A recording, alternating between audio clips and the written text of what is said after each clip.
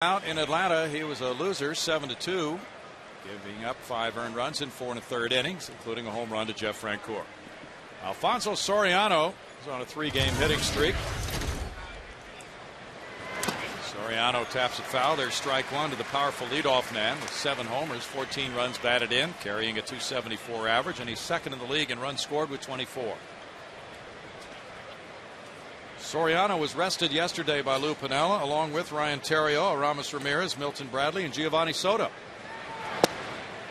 Yeah, Soriano's such an important piece for them, especially with Derek Lee struggling a little bit, and well, more than a little bit, and Milton Bradley still hasn't gotten things going. So Lou Piniella leans heavily on Soriano both to get on base and drive in runs. Soriano grounds wide of third base. It's still 0-2. Soriano didn't have much of a homestand for the Cubs, going 4 for 22. He is always explosive, though, out of that leadoff spot. And he has 52 career leadoff homers, third on the all-time list.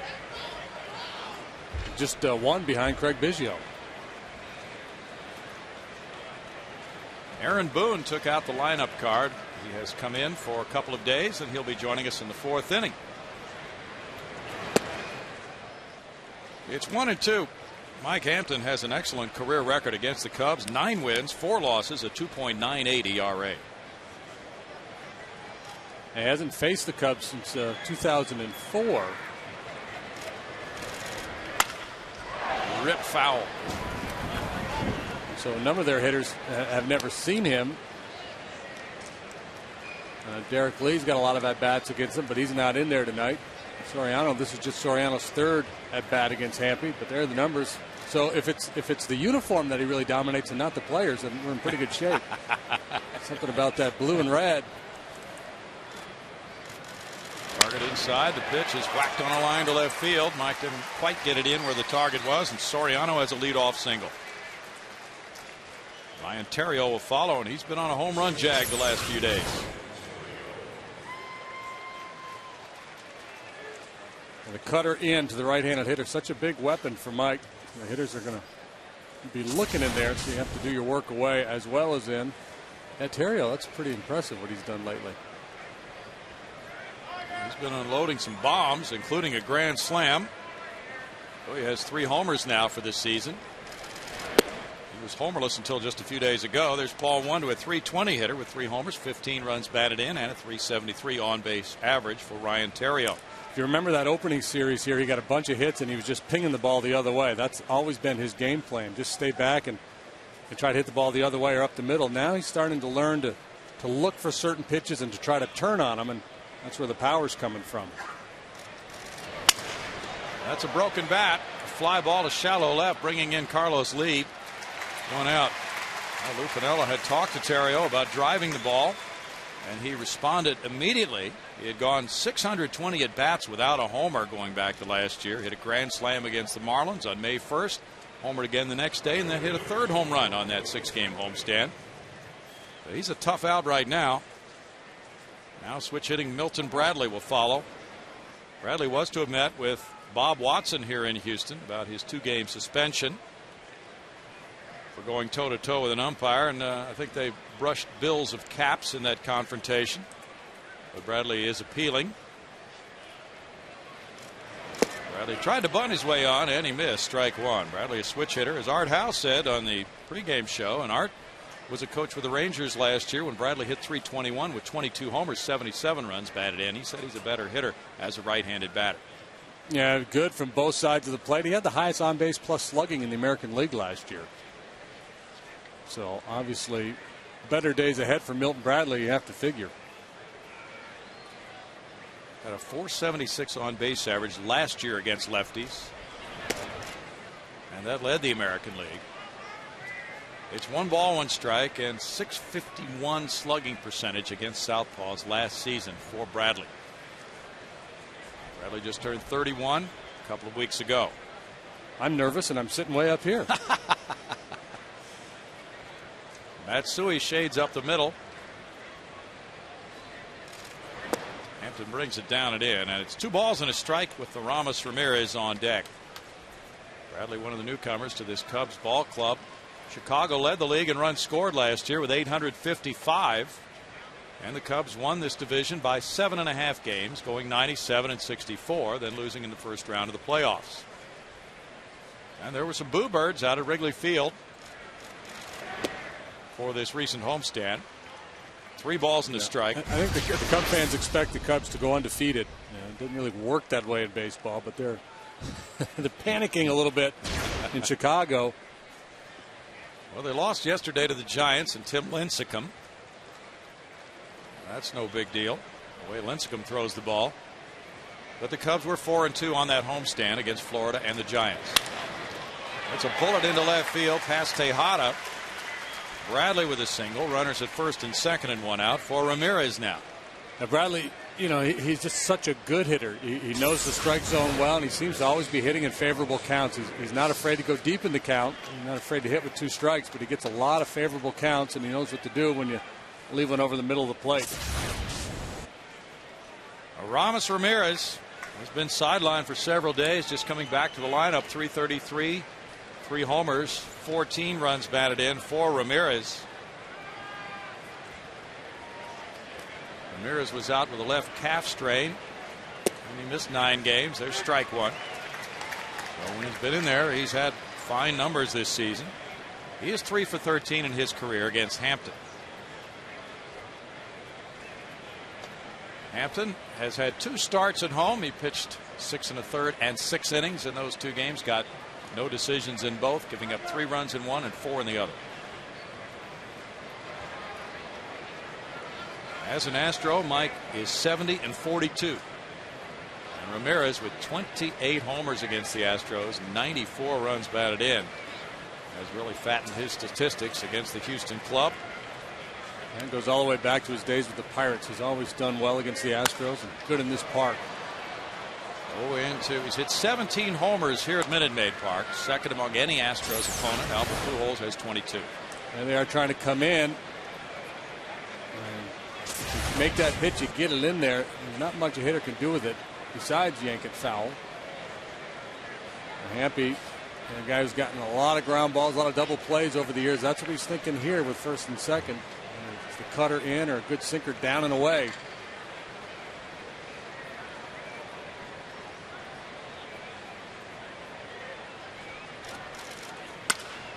To center field, Michael Bourne over toward left center with the grab.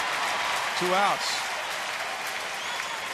Ramirez 28 career long balls against the Astros, his most against any club. So the Astros are always happy when they can get him out, especially with a couple of men on base. Now it's Giovanni Soto, and the Cubs have a winning record in this ballpark since it opened. Soto 167, no homers and 4 runs batted in. Very slow start for the young catcher who was so good at the plate last year with 23 homers and 86 runs batted in. He started for the National League in the All-Star game, first rookie catcher to do that. There's ball 1 to him. Soto had a little shoulder problem when the Cubs were in town to open this season. He was limited to 5 at-bats in that 3-game series.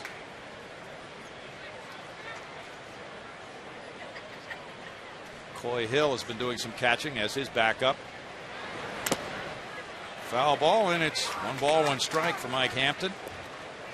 As JD mentioned, the Astros starters have really been working to try to get beyond 5 innings. It's been a battle.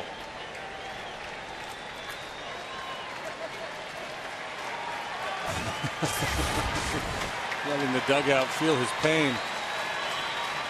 Astros haven't had a starter go 6 in any of the last 6 ball games.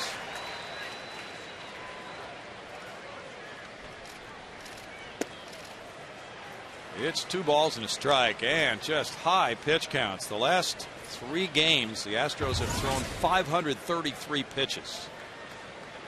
19 so far for Hampton. A couple things that work, especially in those games in Washington. 1, pitchers obviously struggling with their command, but 2, a pretty patient club over there in Washington. They take a lot of pitches. They really make you work.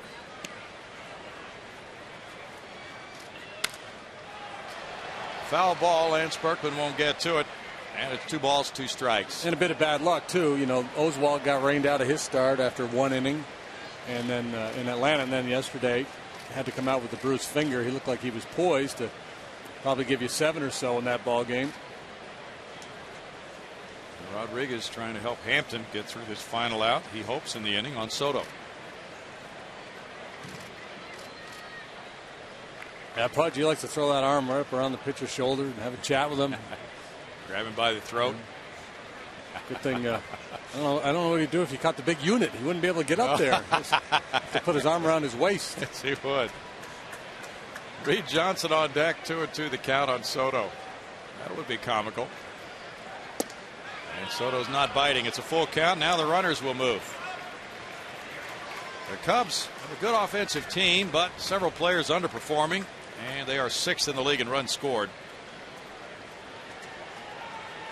Well, pretty good speed on the bases. I'm not sure what kind of shape Bradley's legs are in right now, but with Hampton getting all the ground balls, I suspect they'll start the runners here. And it's 3-2, and they do go. And Soriano, he lost track of the outs. He wasn't going. There were 2 outs, so it's automatic to run. Well, yeah. But he forgot. He's like me. He had a brain cramp. Yeah, that happens. Mike Quaddy says, all right, you're here anyway.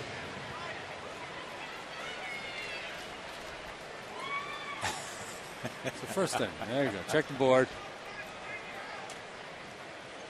Yeah. Smile and move on. And now it's Reed Johnson. Kosuke Fukudome, the left-handed hitter, is on the bench, so Johnson plays against the lefty. Somebody ought to be scribbling into the book for Kangaroo Court. Yeah. Not knowing how many outs.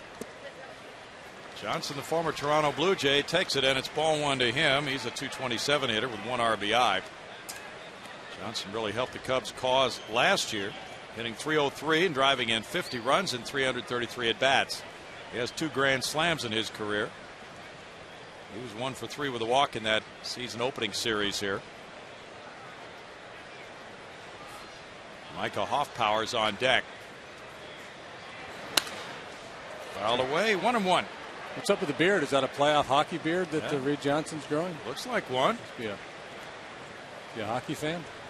Don't have to ask. Or is he just trying to look like the most interesting man in the world? I think that might be it.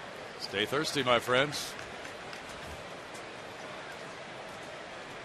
1 ball and 1 strike on Reed Johnson. That fly ball headed for left center field. Long run for Michael Bard. He dives. He gets by him. And now the track meet is on. 3 runs are home. Johnson heads for third base. Mike Quaddy stops him there.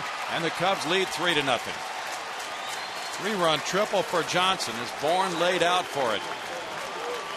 First triple of the year for Johnson, and he now has 4 runs batted in. I was about to come out of my chair because I thought he was going to catch this ball, and it would have been a spectacular running catch. That's the time to dive, too. Bases loaded, 2 outs. And there's no other way to go after that ball. Man, close. This has kind of been the story for Mike this year. He's had these opportunities, these big 2-out hits go against him with a couple men aboard. Now Hoffpower grounds it foul. There's strike 1. The Cubs opening up a 3-0 lead. And a big 2-out hit by Johnson. He's at third base while Hoffpower bats. Hoffpower was born in Fort Worth. Went to Lon Morris College in Jacksonville, Texas, and then Lamar University, where he played for Jim Gilligan. Foul ball makes it 0-2 to Micah Hoffpower. He can play first base as he is tonight, or the outfield. His father Barry coached Chris Sampson at Lon Morris. Micah, a 13th round pick in 02, now 29 years old. He had 73 at bats with the Cubs last year. Had quite a year at Round Rock, 25 homers, 100 runs batted in, and a .362 average. And he had a 4 home run game at Round Rock last year. This one gets by, and Reed Johnson sprints home to make it 4-0. Can we get a mulligan, please? Oh, boy. Single walk triple. Pass ball. 4-0 Cubs with a very talented pitcher on the mound. Right through the wickets.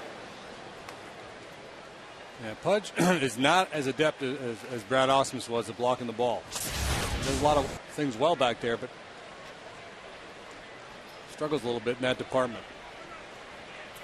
Off power calls time, backs away.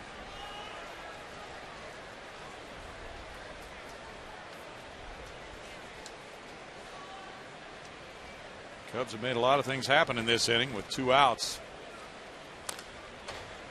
That one foul, and it's still 1-2 with Aaron Miles on deck now. Yeah, you can almost crawl inside of Mike's mind now.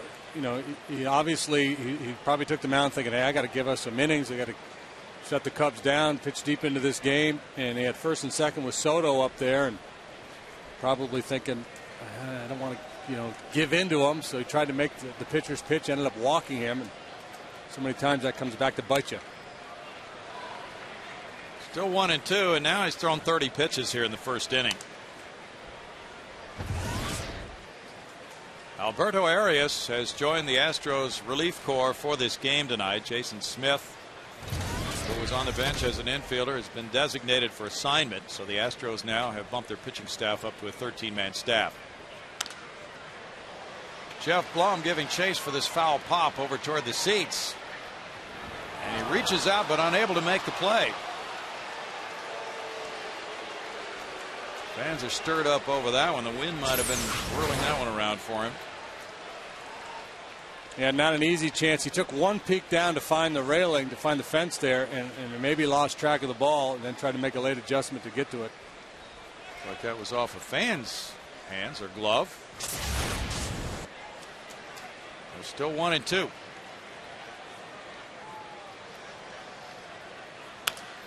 And foul.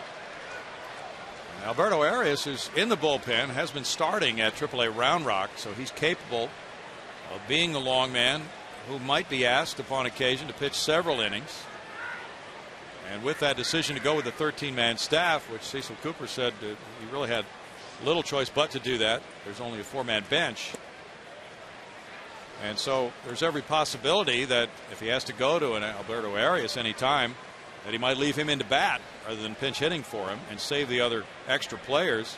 And he also pointed out, I have pitchers who, if they're not starting, can pinch hit. Yeah, the guy in the mound right now. Yep. Problem is he can't pinch hit for himself tonight. He's going to have to right the ship. I mean, it's too early in the ball game to give up on Hampy, especially the way the bullpen has been taxed lately.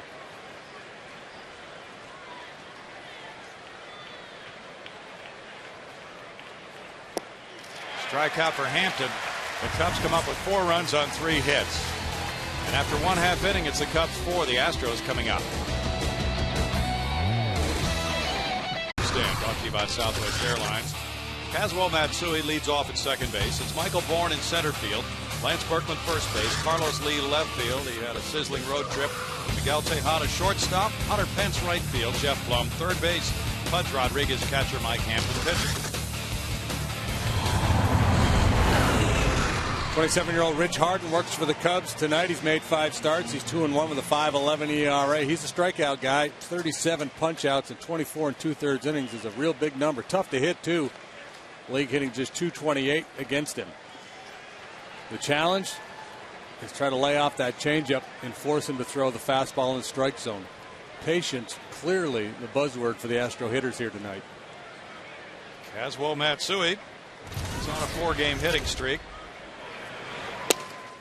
He takes strike 1. Matsui begins the night at .266. He has 1 homer, 11 runs batted in. He got a day of rest yesterday with Jeff Keppinger playing second base in Washington. Taps that one foul, and it's 0-2. Here's the Cubs defensively tonight. Soriano's in left. Reed Johnson in center field tonight. Milton Bradley's the right fielder. Ramirez, Terrio, Miles, and Hoffpower on the infield. And Giovanni Soto does the catching. Matsui chops one off the glove of Harden, and that will trickle out into shallow right field. Miles had broken up the middle where the ball was headed, but it was deflected the other way behind him, and Harden unable to make the play. So that goes as a single for Matsui and a 5-game hitting streak. Nothing wrong with a little good fortune. You see Harden falls off to the first base side, and that's a play he should have made.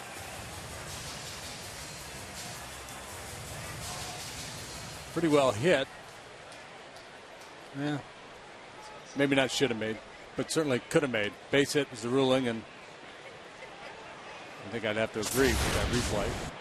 Now Michael Bourne Strike one with Ramirez in very close at third base. Born on a 5-game streak himself. 301, 1 homer, 9 runs batted in. He hit .314 on the road trip and drove in 5 as the Astros went 4-3 with the 1 suspended game. Harden's been pretty good at holding runners over the years, but he's so tough to hit. Generally, you don't get a lot of hits against him, so you would like to be able to do a little running, but you're less inclined to do so when you're down 4. Teams tend to get a little cautious on the base paths. Lance Berkman on deck. Harden clips the corner, and it's 0-2. This is only the second time the Astros have faced Harden. He got a no decision last year against Wandy Rodriguez at Chicago, giving up 4 earned runs in 5 2/3 innings. Harden was 10-2 last year between Oakland and the Cubs. There's that changeup. That is just filthy. And he gets his first strikeout of the night. They say he has a tendency to fall in love with that changeup, and you can understand why with that. That is just nasty. After a couple pretty good heaters, that same delivery, same arm speed as the fastball. He's just got great action. And he's the Cubs' 4th starter. Last year he struck out 181 in 148 innings. Lance Berkman, 189 hitters, 6 homers, 14 runs batted in.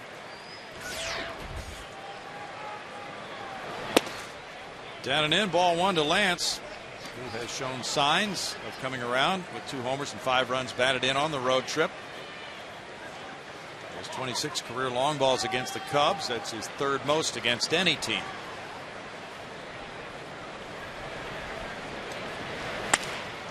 Out to the second. Miles gets the force. Terrio, no double play. 2 outs. Carlos Lee will bat. Ball slowly hit. Miles did not charge it. Let's see how he plays it here. Yeah, I thought perhaps that they wouldn't have an option on Matsui at second base. But a quick pivot to nail the lead runner. If you charge that ball, then you might get in the throwing lane for that play to second base. The runner might be in your way for the throw. Carlos Lee, 5-game hitting streak, and he takes strike 1. 293 for El Caballo, 5 homers, 20 runs batted in for Lee. He's gone 9 for 20 in the last 5 games.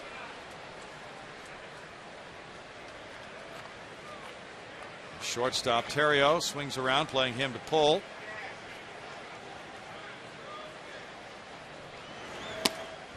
Harden missing, and it's 1-1. Harden averages about 19 pitches per inning. Big strikeout guy. He's 9th in the league in strikeouts this year. Yeah, he's got swing and miss pitches, the plus fastball and the real good changeup. But that fastball is fairly true. He doesn't sink it. And he's been a little bit susceptible to the long ball. He's allowed 5 home runs this year in 24 2/3 innings coming into this ball game.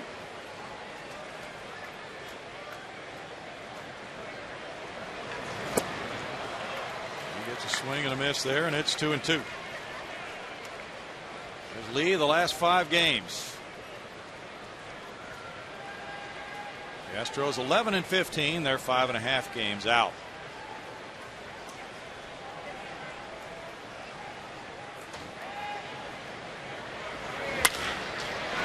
Played well. Terrio shading him that direction. He gets the force out to Miles to win the Astros first. No runs ahead and a man stranded. 4-0 Cubs after 1.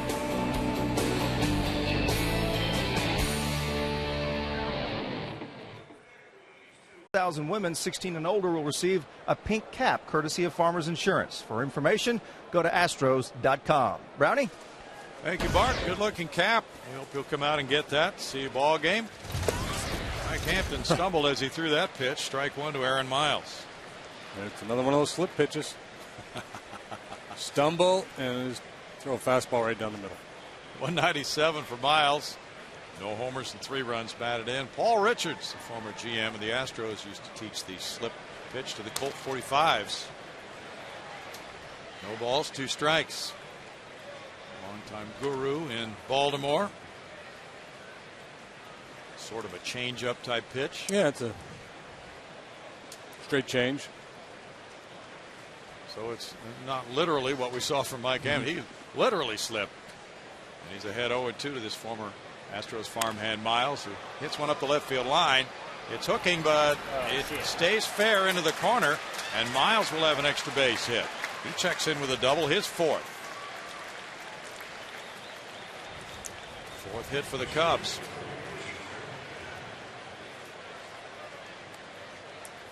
Rich Harden will bat. Yeah, again, trying to get that cutter in, and that time Miles gets a head out in front of it and is able to keep it fair. Might be time to go to plan B and start throwing more sinkers down and away to the right-handed hitters. Get off that cutter a little bit, see if that works. A bunt is expected from Harden. Harden takes it, ball one. Berkman charging, and Blum was going back to cover third. Harden is 2 for 8 as a batter with 1 sacrifice.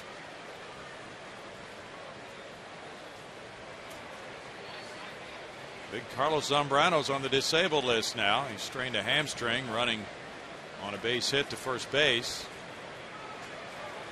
He's expected to miss about 2.5 weeks.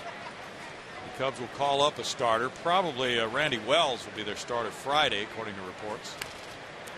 Bunted. Fudge will take a shot at third base. He's got a rundown going there on Miles. And Blum will run him back. Oh! Off Tejada's glove, and they get no out on the play.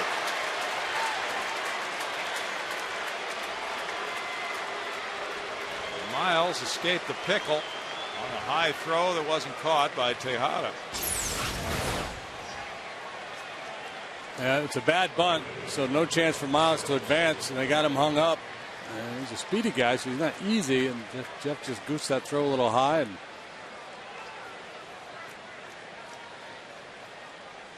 he needed to get him going a little bit harder or give it up. Well, you like to run him back to the base, but it's kind of in between trot he had going. You need to get Miles going a little harder and then make the throw to Tejada a little sooner. Blum had handled 52 chances without an error. Now he's drawn his first error of the year. Soriano, the batter, led off the game with a single to left. Ball one to Soriano, 33 years old. Signed an 8-year contract after the 07 season to join the Cubs for $136 million. I have no evidence to support this, but it seems like the Astros, about the last decade, really struggled with rundowns.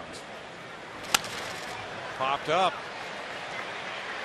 Matsui calling in front of Hunter Pence. Takes care of out number one. Maybe people that watch other clubs play all the time would say the same thing. Yeah. Well, they wind up making a lot of throws even when they do execute the tag play on the rundown. What's the general rule of thumb? You shouldn't have to make more than 2 or 3 throws. Well, yeah, 1 or 2 ideally. I think in this instance, you know, it's obvious that they got him. They got him right where they want him, and I think if Jeff had to do it all over again, give it up now. He just waited a little long. Now Terrio, strike one on an off-speed pitch. Well, you want to make sure you're running him back to that base, and he has turned and started running before you throw it, right? Yeah, you want to make the out at the base he came from, and just for that very reason, in case there's a misplay, then at least he doesn't gain the extra 90 feet.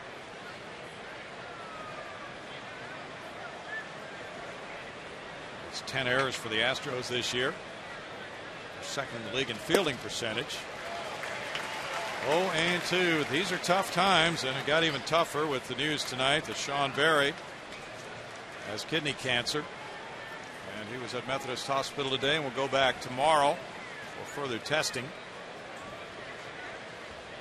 Astros fine hitting coach telling the ball club this afternoon about that in a meeting.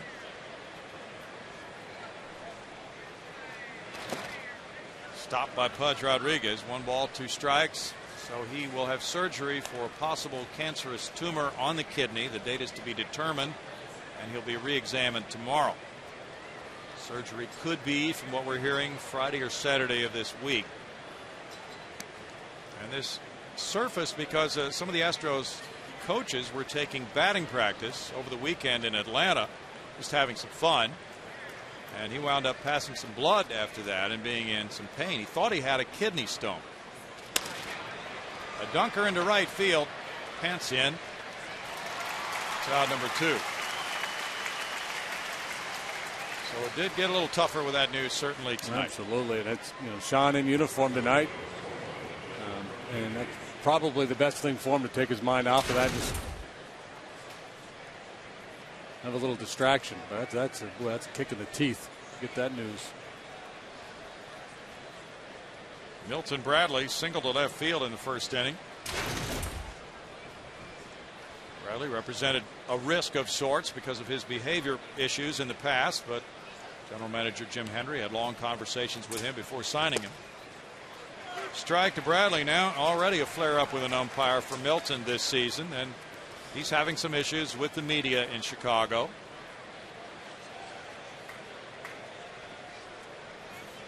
But he showed what he could do last year when he had that fine season for the Rangers. Now he can't DH in this league, so now he has to go back to playing the outfield, obviously, which has created some injuries for him in the past, and some think that could be an issue with the often injured Bradley. He can hit. No balls, 2 strikes. 278 career average, 105 homers, and he's driven in 401. And they were desperate for a little help from the left side, so to bring the switch hitter in, they're not as vulnerable against good right-handed pitching with Bradley now as they were last year. I would take the potential issues for that bat. Yeah, especially because last year he seemed to have smoothed out a lot of the problems. Well, you just have to be able to deal with. I mean, Chicago's a different market, so that makes it a little bit tougher than, say, if you come to Houston. Now, the Astros have had their fair share of guys with quote-unquote issues come through here, and they did just fine. Tough thing for a guy like Milton. You seem to never get a fresh start. That pass stays with you. Yep, the old issues are brought up. 1-2. Go with Bradley at this stage of his career, certainly wanting to do what every player wants to do, go to a World Series. That's what the Cubs are looking for. I hope he can just stay healthy and be productive. 50 pitches for Hampton, 33 strikes.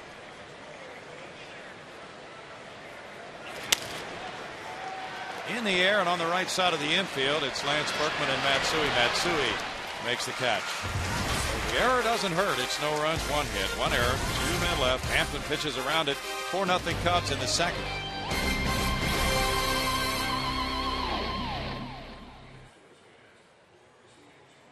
Checking out Podge, he's third, 26-27. Has a real shot at overtaking Omar Vizquel, who doesn't play very often. Ken Griffey Jr., even though he's DHing now and the Mariners hope he's healthy, he's had some issues here early in the season.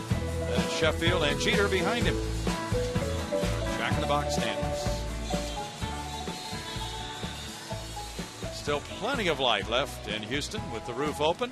It's been a sultry day, but it's cooling down. Temperature 87 degrees, humidity a high 74%. Winds, well, we need that breeze in here tonight, and the roof is open, no rain. Miguel Tejada leads it off in the home second inning. And shoots one up the middle, but stationed right there, Aaron Miles. 1 pitch, 1 out for Rich Harden. The roof being open may play to the Astros' advantage. Might need to knock a couple balls out of here. Down 4 runs already. Harden's a fly ball pitcher. That's a good point. I think if you're trying to play comeback baseball in this park, you'd rather have the roof open. Yeah, usually a little more. There's a little more offense, as they say in the Stanley Cup playoffs, when the roof is open.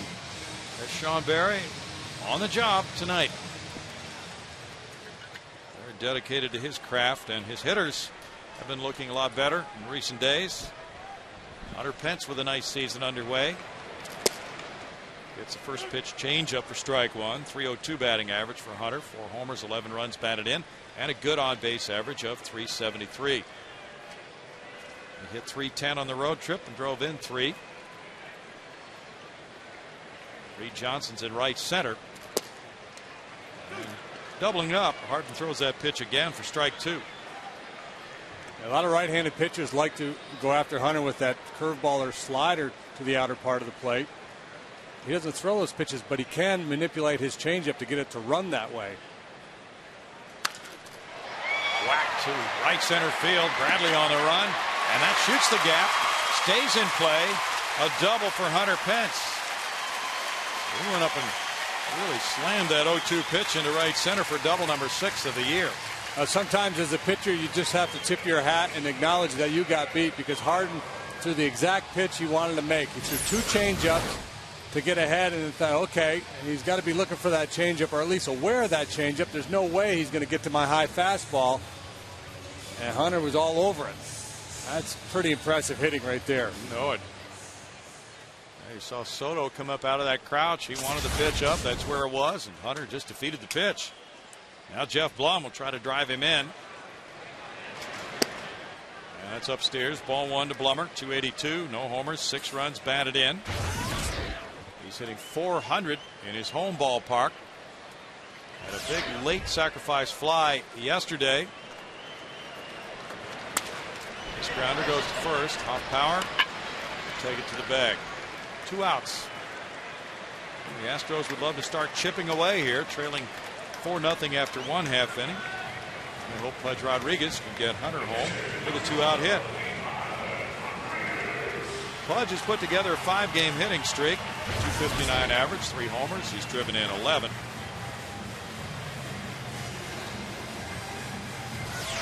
Yeah, you got to take advantage of these opportunities. Try to chip away at this lead and make Harden work. He hasn't had to work very hard so far in this game. He's made 19 pitches so far.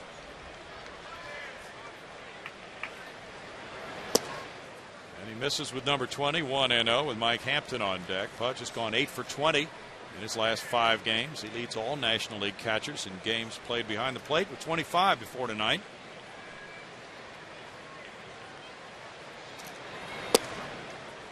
Strike evens the count at 1-1.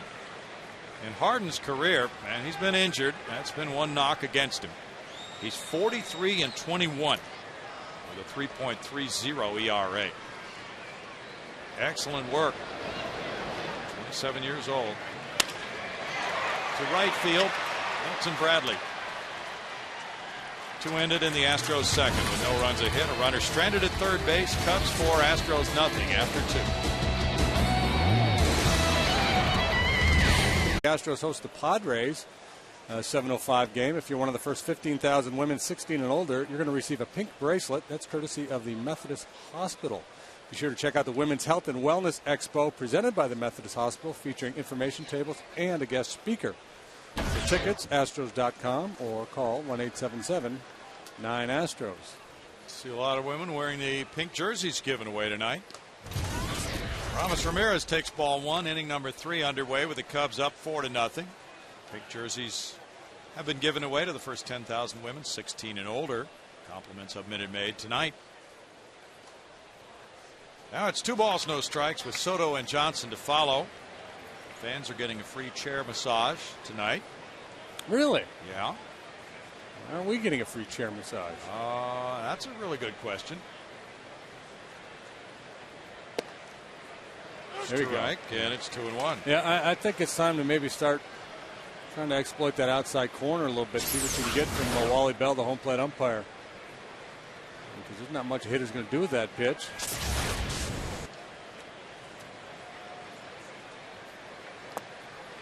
There's a swing and a miss. And it's 2-2. Hampton kept that pitch down. Well, that's a good thing about Mike Hampton. He's the type of pitcher, when he falls behind early, he doesn't crater. He's going to continue to battle. He's got that bulldog mentality.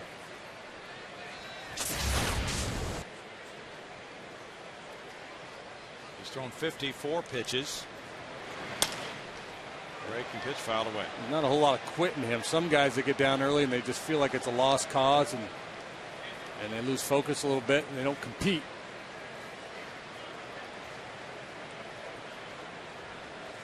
Roy Oswalt yesterday leaving the game with a bruised right index finger, a bone bruise. And he may or may not throw a bullpen before his next start, which is scheduled on Sunday against San Diego. Now it's 3-2. Tomorrow night it's Russ Ortiz and Ted Lilly at 7:05 as this brief series concludes. Friday night, Wandy Rodriguez and Chad Gaudin, the former Cub.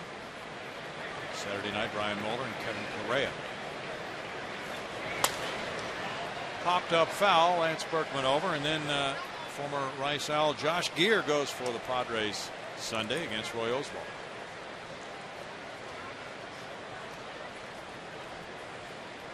The big Pink in the Park luncheon comes on Saturday. Still tickets available for that one.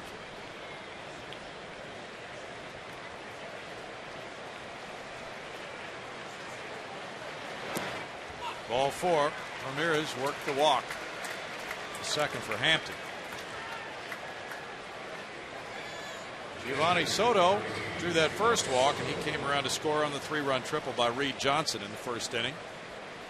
Look at this guy, a Cub fan reaching out to the young Astro. Yeah, way to go. Nice gesture. That little fella's thrilled. Yeah.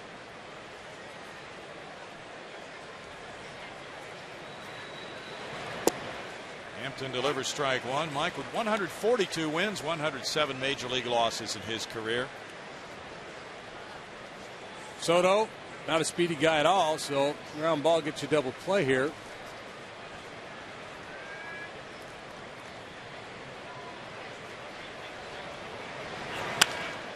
That'll work. Tejada to Matsui to Burton. And there's that double play. The Astros have turned 34 double plays. Tejada's been involved in more than any other major league shortstop. That's his 25th. A pretty easy one with Soto going down the line here. Some guys you think, well, it's got to be a ground ball, but it's got to be hit in the right place with the right pace on it. But with Soto going down the line, almost any ground ball would have gotten it done.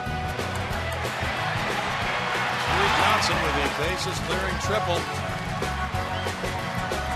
The world's most interesting man.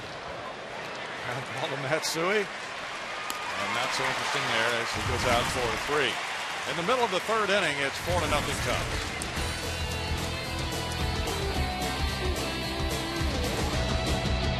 Burger by Dodge and by Southwest Airlines. There's the night in downtown Houston, and Fox Sports Houston has a Twitter page. There's Greg Lucas, our tweeter. He's tweeting right now. Sign on for additional information and insight at twitter.com/FS Houston. Greg has over 900 followers. Ball one to Mike Hampton.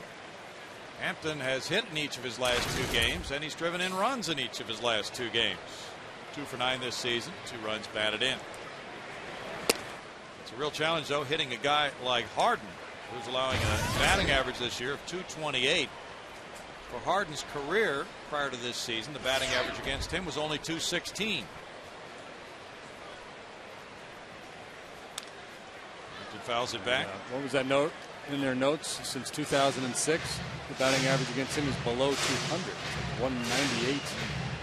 No, 191. 17-5 with a .283 ERA since 2006, with a 191 batting average against. When healthy, he's very, very good. Strike evens the count at 2-2. The Cubs have by far the best ERA at Minute Maid Park since 2004 of any Astros opponent. 3.45. That's about a half a run better than the second best team, the Dodgers, here. Foul tip, strikeout. Soto holding on for number 2 for Harden.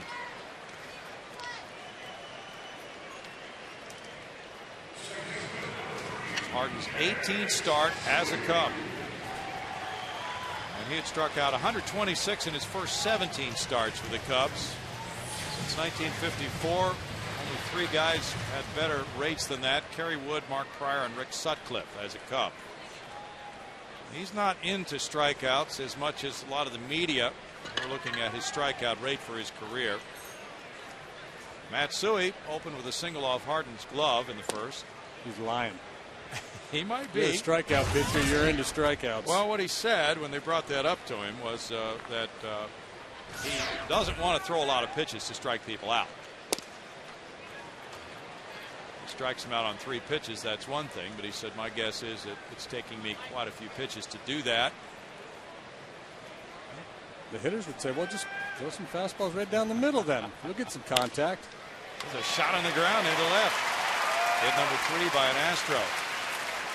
Well, for a normal game, the team really has to maximize the hits it does get off Harden.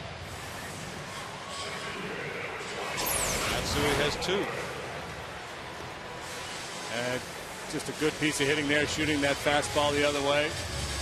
You have to stay back because of the changeup. So if you use that approach, think middle, other way, you get a much better chance to compete. Start jumping at the ball and he's throwing you changeups, you're just going to swing and miss, pop it up. Ball went to Michael Bourne. He struck out in the first inning.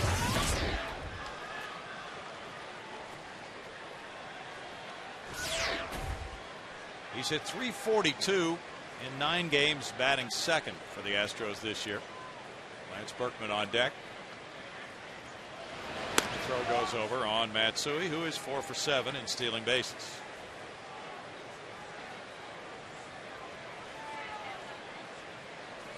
The Astros will be going to Chicago on their next road trip mid-May. Line to second. Miles connected it out of his glove to throw to first for a double play. It's a hard hit out number 2. Buzzard's luck. Yep. 2 good swings of the bat in this inning. Could easily have a couple of men aboard here for Berkman.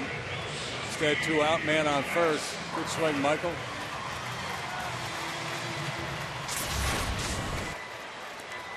Berkman bounced into a force play in the first inning. Harden was born in Victoria, British Columbia.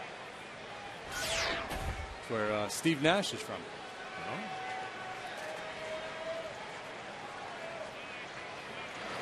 Kind of ironic you start talking city in Canada and the first thing you think about is a pitcher and a basketball player. It's got to be some hockey players. Yeah, you know it. Harden was on the DL in 05, again in 07. Shoulder problems, oblique problems. Well, Lance Berkman last year was Mr. May, Player of the Month in the National League. Just an absolute monster, and that's what the Astros are hoping happens this year. He started to turn it around a little bit. You see, a year ago, hitting .325 with 10 home runs, 31 driven in already. Is that possible? You have to check. 3-0, but that's the note. Well, it's possible. That was a rhetorical question. 286 for May so far with a .360 on base average, so he's turning things around his way.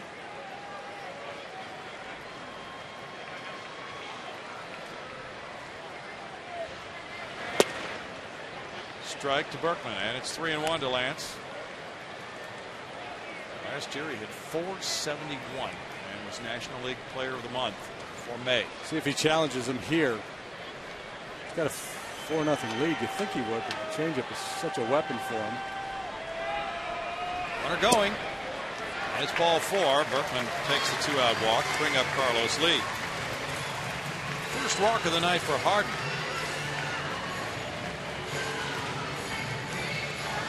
Caballo bounced into a force play to end the first inning. Now he gets another chance.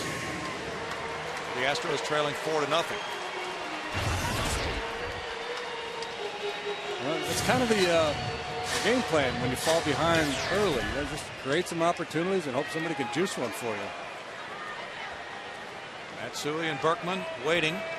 Tejada on deck. Harden misses, and it's ball 1. Cubs have had a pretty good starting rotation this year, with 20 starts of 6 innings or more out of their 26 games.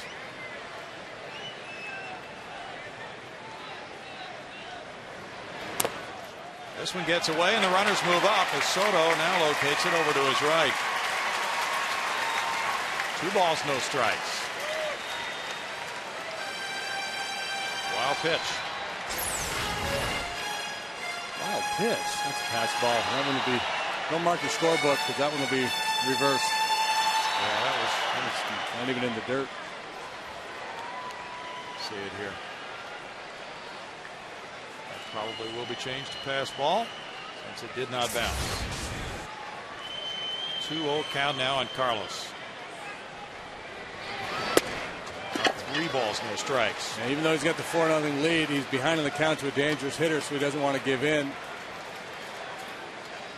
Probably more inclined to start fresh with Miggy. But if I was a big man here, I'd be looking to turn it loose on 3-0. It's ball 4. To load the sacks. 2 straight walks.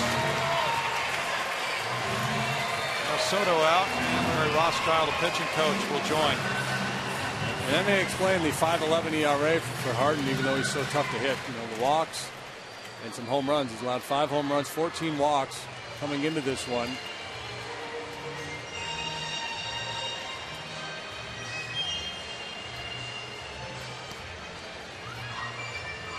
Harden was traded last July along with Chad Godin from Oakland. And the Cubs parting with prospects in that deal. As a Cub, he was 5-1 with a 1.77 ERA in 12 starts last year. A few years ago, that was quite a rotation in Oakland. Tim Hudson, Barry Zito, Mark Mulder, Rich Harden, and Ted Lilly. They didn't win a World Series. That's a good question. Tejada, the batter now with the bases loaded. He has 11 grand slams. This season 1 for 3 with the bases full. Longest homerless drought of his career. Wouldn't that be something if it ended right here? Strike 1 on the off-speed pitch. Tejada hit the first pitch on the ground to second base in the second inning. Miggy 0 for 7 in his career against a fellow former Oakland A.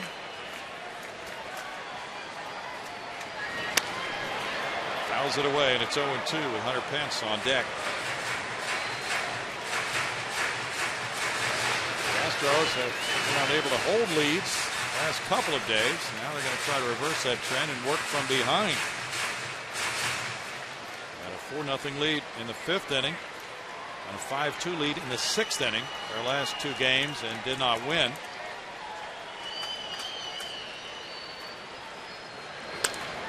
Flared, and the second baseman Miles comes in for the catch.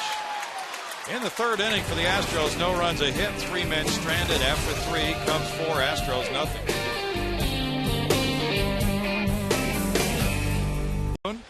Who's making his first trip back to Minute Maid Park and putting on the uniform and delivering the lineup card after open heart surgery. How are you feeling? I feel great. I'm 6 weeks tomorrow, and so far so good, and I'm feeling a lot better certainly in the last couple weeks.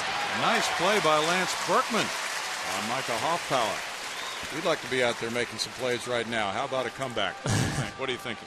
Well, it's definitely a possibility, and you know, right now, to steal the old baseball cliche, I'm 1 day, 1 week at a time, and so far it's going good, and we'll see where I am a couple weeks from now, a month from now, and I think the biggest thing is just getting back in shape and getting my weight back. And, but it is great to get back here to the ballpark. I've had a smile on my face since I landed today.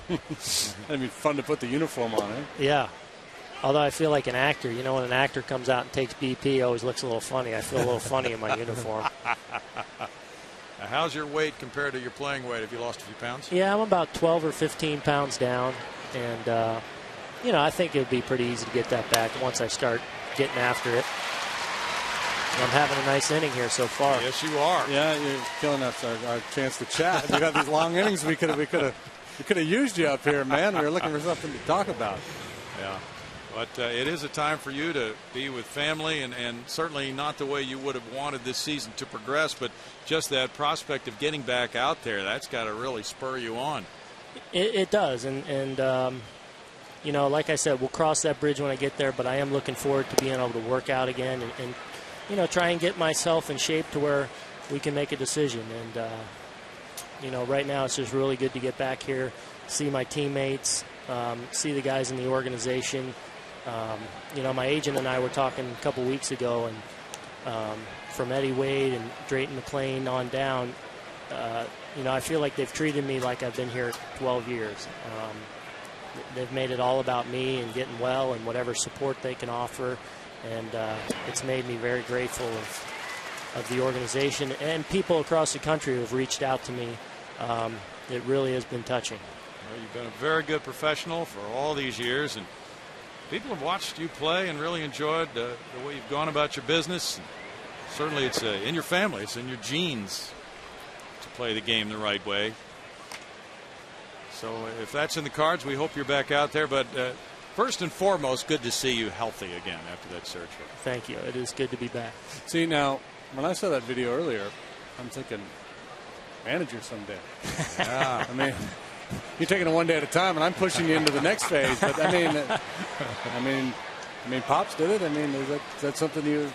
I don't know. Like I don't know the managing thing, but there's definitely things that I'm looking forward to once this ride's over, whenever that is. I'm looking forward to the next chapter. Something within the game. I do love it, and I feel like I have things to offer in other areas as well. Now, when he eludes a diving Lance Berkman, 2-out single for Harden, it does get in your blood, doesn't it? And then when you're sitting out, you just get a little itchy, don't you? Yeah. I've been texting these guys a lot, and I tell them all the time, it's a real easy game from the couch. Oh, yeah, real easy so I was offering up advice today, helping guys with their hitting, helping pitchers. Yeah. I don't know the first thing about pitching. I'm helping, yeah. So that's been fun. And to keep in constant communication with these guys, has made the recovery a little easier. Mm-hmm. Soriano's 1 for 2. Well, and it's such a fun group of guys because there's so many veterans, guys that you've played against for so many years. And that was one of the things I was really excited about coming over here was I knew a lot of these guys playing against them. I've played with a few of the guys, and it really is a good group. And that was only reinforced being in spring training. And, so that's one of the tougher parts is not being a part of it, not being with these guys. And I think that's one of the things you miss when you're away is that the relationships you form and like you said, that camaraderie and that competitive edge you kind of have every day. And you can insult people in the clubhouse like nowhere else in the world. I mean, the stuff baseball players throw at each other. If you try that in the general population, you get punched. You're arrested or something, I know. Sometimes my wife tells me to tone it down. I throw a joke out at someone and they don't quite see it that way. It's baseball humor. Yep. 1 ball and 2 strikes with Aaron Boone joining us. We'll be going over to Astros radio here. But always good to see him. He'll be here tomorrow night as well. And then we'll be seeing more of him in Arizona and here. And continued success to you and great recovery. Thanks, Brian. Thanks, Jimmy. Good help there. I enjoy watching you guys every night. Thank you. From the couch. 4-0.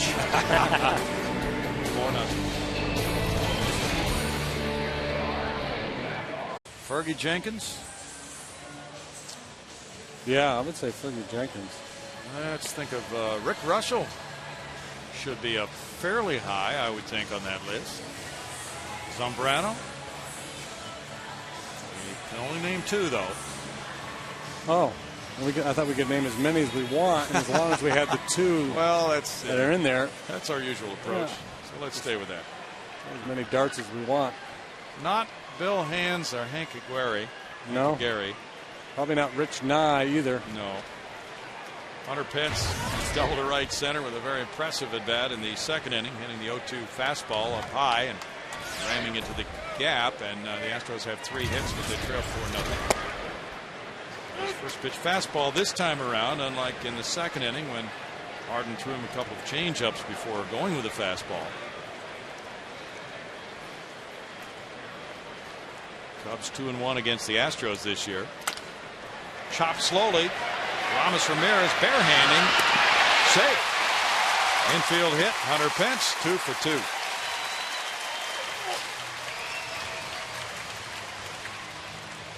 Got on top of that high fastball last time. This time it's the legs that earned him the base hit. Well played by Ramirez. He has to alter his footwork just a little bit, though, but nice play. And great hustle by Pence. He runs very well. May not be a picture book style of running, but he gets there quickly. Jeff Blum, the batter, he grounded out to the first baseman, Hoffpauir.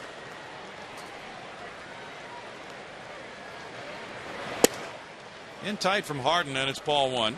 Ted Lilly goes tomorrow night for the Cubs. Blum, a 400 hitter in this ballpark this season. 186 on the road. So he has the second biggest difference, home versus road. Only Chad Tracy of Arizona has a bigger difference.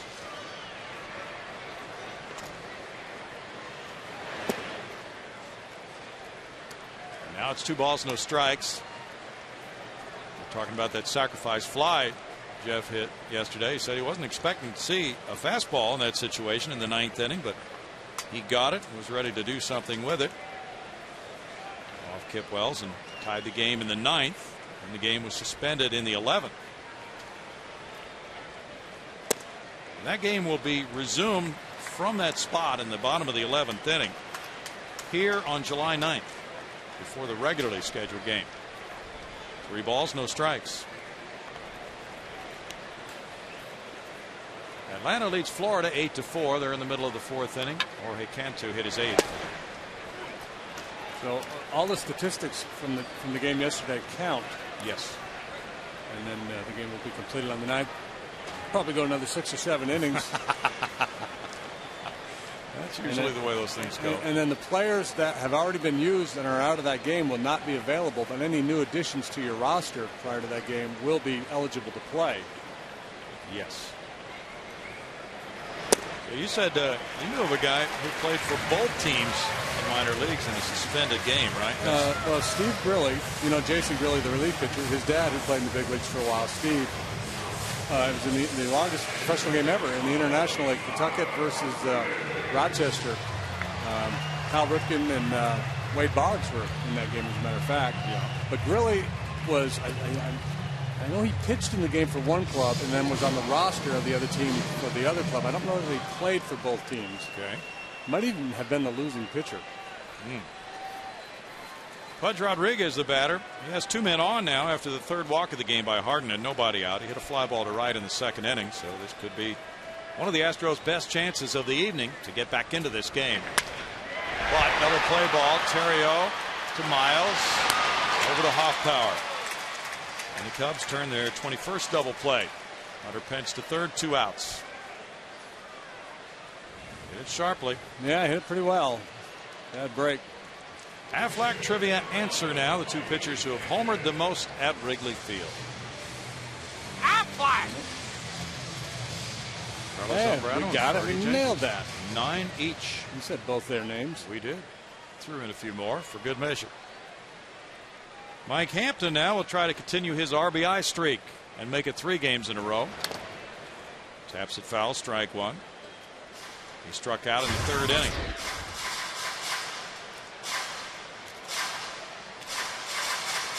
New York Mets have their big man Johan Santana on the mound, and they just got a run for him in the bottom of the 7th inning to lead the Phillies 1-0 after 7 now. Good stop by Soto to save a run. To the backhand side, it's a 1-1 count. It doesn't always save a run because sometimes the ball can kick back quickly and prevent the runner at 3rd from scoring.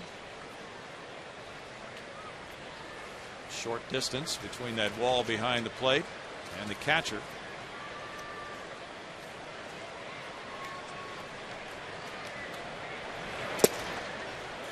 It's 1-2. Yeah, ball in the dirt like that, though, it's a good reminder for all the base runners. Oh yeah, got to anticipate that. Got to be ready to break.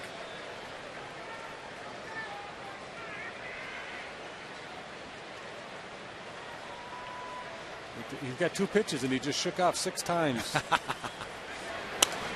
Fouled away. Still 1 ball, 2 strikes. Soto was probably just telling him to shake. Keep shaking. Just try to get in the hitter's head a little bit. An athletic family Rich Harden comes from. His uncle played in the Canadian Football League.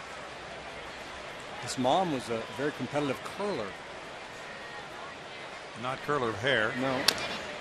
Curling like they do at the Bonspiel. The great Al Hackert.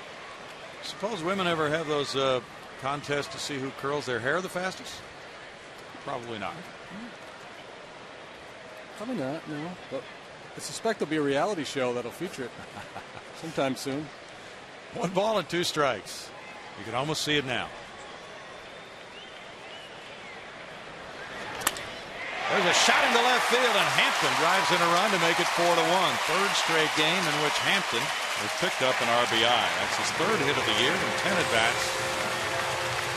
The Astros are on the board. That's a lift after the double play ball. He settled in on the mound after that 4-run first and now contributes with the bat. Boy, nice to have A guy like Hampy on the mound who can swing it like that and help himself. Very nice. Now each club has 5 hits. Matsui has 2. 75th career RBI for Hampton. He runs well. And there's strike one on the 93-mile-per-hour heater. Matsui is singled off the pitcher's glove into shallow right field, and a hit between third and short into left. The Cubs are 14-1 when they score 4 runs or more. 0-2. But they're 0-11 when they score 3 runs or less. What are they when they score exactly 4? I don't know. Well, that's the magic number. You know, you look at the ERA. You know, you score 5, you feel like you should win. Mm-hmm. Wow, great changeup, striking out Matsui. That is strikeout number 3, and it's 1 run, 2 hits, and a man left. After 4-1 Cubs. Moment in the Park's history with our bracket challenge. And you see some of the top moments in the club's history. Craig Biggio's 3,000 hit versus the 05 wild card clincher. Go to Astros.com to cast your vote today. Number 3,000 wild card clincher in 05. Breeze up there, whipping those flags a little bit in a 4-1 ball game. The Cubs coming up in the 5th inning. They got their 4 in the 1st inning off Mike Hampton, who has settled down since then. Ryan Theriot has hit a fly ball to left, and another one went to right. Jeff Plum's even with the bag at 3rd for Theriot. LSU star looks at strike 1.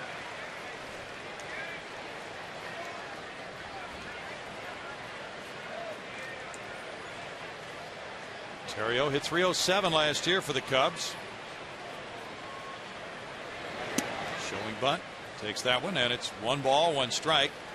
Lou Piniella had that little chat with him, and he emphasized when there are men on base, go ahead and let the bat fly.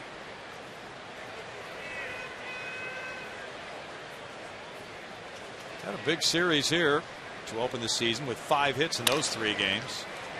With nobody on base, he rolls one to shortstop, and it's out number 1. Milton Bradley follows. It's time to announce our progressive fan of the game. Let's go down to Bart Ennis to find out who it is. Bart? Thanks, Brownie. It is the birthday girl, Sonia Armstrong, who a big group of people here brought Sonia to the game. Happy birthday, Sonia. Thank you. How old are you? 40. Oh, I can't believe I got away with asking that without getting smacked. Hit it, baby. Well, you get a progressive goodie bag full of stuff. The T-shirt's ripped because I had to rip it out of Greg Lucas's hands. But other than that, you're in good shape. Happy birthday, Sonia. And congratulations for being our progressive fan of the game. Brownie, back to you. Thank you, Bart. Happy birthday, Sonia. They're having a great time.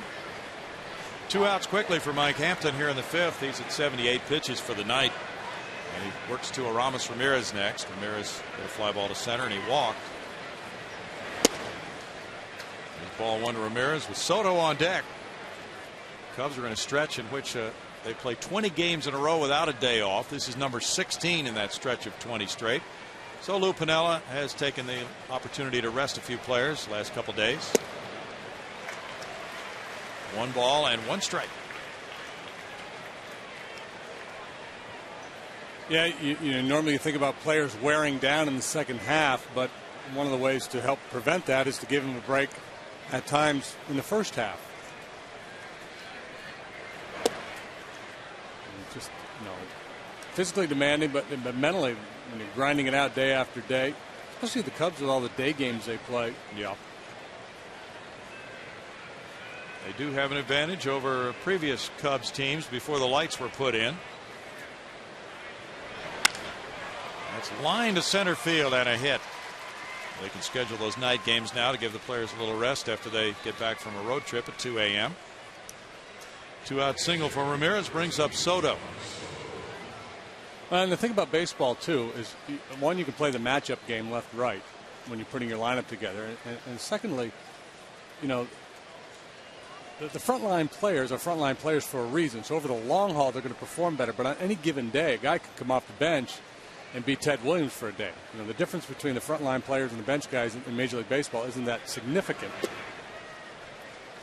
Good point. As opposed to, like, you know, in the NBA, and that's why sometimes Jim Leland used to do it all the time on Sundays. His lineup, he'd give half of his starting lineup the day off. It worked. He had a lot of good pitchers he could put out there.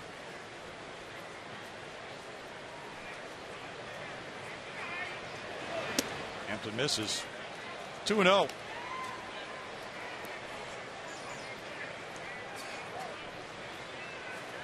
Mike really struggling in the first inning. He's had a couple rocky first innings this year. And games like this where he's gotten touched up a little bit early and then settled in and taken control.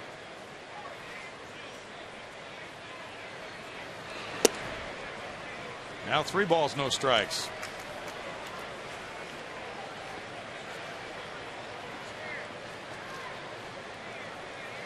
Certainly for the Cubs, who had so many players with excellent seasons last year, that's one of the tough parts, repeating that kind of a good year to get your team back in a good position again the following year. 3-1, those numbers roll back to 0, and that's one of the difficult things about professional sports. For Soto, that's part of the challenge. He was Rookie of the Year. He drove in 86 runs. He's out of the gate slowly.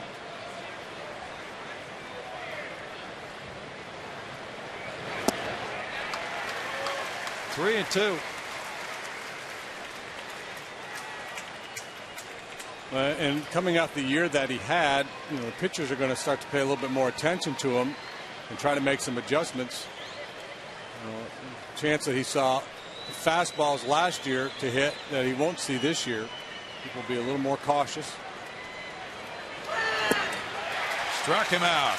That's number 3 for Hampton. No runs, a hit, and 1 man left. And he has 4 scoreless innings in a row. Cubs 4, Astros 1 in the 5th. San Diego Padres on Saturday at 6:05. Saturday is also the Astros' 2nd annual Bayou Bash at Minute Maid Park. Join us before the game at Larry's Big Bamboo for live music, crawfish, and food and drink specials. Plus, the first 10,000 fans will receive a Carlos Lee El Caballo bobblehead, courtesy of Bank of America. You don't want to miss this exciting night at the ballpark. To get your tickets, go to Astros.com or call 1-877-9-ASTROS. Brownie, back to you. Thanks, Bart. Foul bunt try by Michael Bourne. He is 0 for 2 in this game with a strikeout and a line drive to second. Thomas Ramirez is in on the grass at third base. Left-handed hitters are hitting .343 against Harden. By the way, compared to right-handed hitters, .158 batting average this year against Harden. He's ahead 0-2 in the count. Milwaukee is blasting Cincinnati 10-0 at the end of 4. Manny Parra getting all that run support. That's toward right center field. Milton Bradley over for the grab. 1 out. And Lance Berkman will follow. He's 0 for 1 with a walk. Bronson Arroyo was tagged for 9 earned runs in 1 inning. You can have some ugly innings. J.J. Hardy, a 3-run shot, his 4th. Ryan Braun, a grand slam, number 6. Off Arroyo. Carlos Lee on deck. Hey, that was a good-looking bobblehead of El Caballo. The Panamanian with the Panama hat. That was a good likeness of him. Ball 1 to Berkman. Yeah, some of those bobbleheads aren't very true to the person. That one kind of look like El Caballo. Got to be tough to replicate that. Hot shot fielded by Miles. And the Hoff power. 2 outs for Harden. Harden has needed only 65 pitches in this game. Yeah, it's a fairly atypical Harden game. Doesn't have the big strikeout number. He's been more efficient with the pitch count. The Astros have actually been hitting the ball pretty hard off of him in the last couple innings. Don't have much to show for it, just the 1 run. Could lead to some tough luck.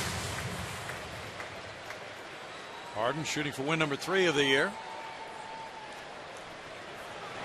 Carlos Lee takes it, and it's ball 1. He's bounced into a forced play and he's walked on 4 pitches. Tampa Bay Rays lead the Yankees 3-0 at Yankee Stadium. Big cut there, and it's 1-1. They're now in the bottom of the 8th inning. Yankees still trying to get accustomed to their new ballpark. There's the likeness. He's looking lovingly at his horse.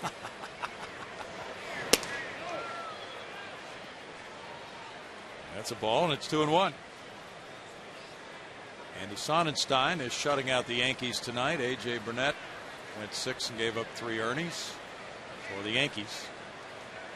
Tampa Bay slow out of the gate at 12-16, while the Yankees are 13-13.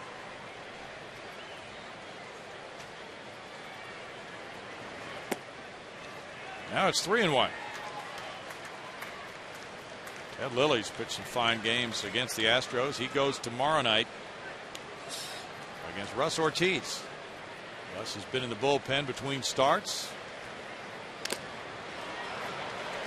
Well, 3-2. That gives you some idea of Harden's confidence in his changeup or lack of same in his fastball. 3-1, 3-run lead in the 5th. Nobody on base, and he threw El Caballo a changeup.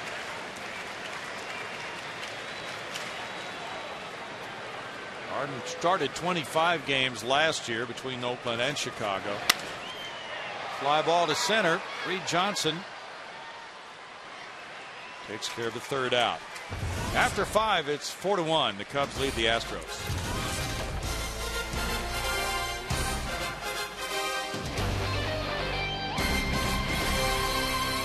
Game 3-run triple by Reed Johnson. And there's Jeff Blum's position at 3rd. Where everybody is frozen as that ball heads for left center field. And Michael Bourne with a diving try just about caught it. The inning would have been over, but 4 runs scored. Coors Light Freeze Cam brought to you by Frost Brewed Coors Light. 3 on that triple, another on a pass ball. And now it's Reed Johnson leading it off here, taking ball 1 in the 6th inning. He's 1 for 2. He had back surgery in 2007 for a herniated disc. And because of that, some people have wondered about his durability, but he's a very good platoon player for now. With Kosuke Fukudome sliding over to play center field, usually against right-handed pitching. And Fukudome is off to a nice start.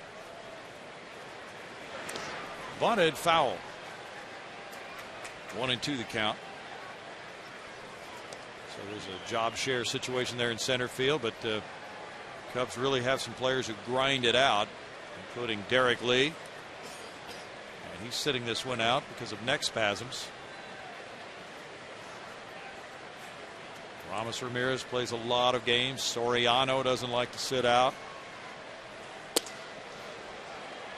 It's 2-2. Detroit and the White Sox postponed in Chicago tonight. Galarraga and Burley were supposed to pitch. Burley 4-0. Hampton missing, goes to 3-2 now with Hoffpower on deck. Now, Michael Bourne, we showed you that Coors Light Freeze Cam. Bourne was a step or 2 towards right center. Now he's just a little bit towards left center after Johnson hit that triple. Leadoff walk puts Johnson on. That's walk number 3 for Hampton. Coming up later on our Dodge Grab Live feature, Chris Sampson tells us what talent he wished he had. Stay tuned. Chris will be one of the Astros players going out into the schools on Friday for the Fielder's Choice program.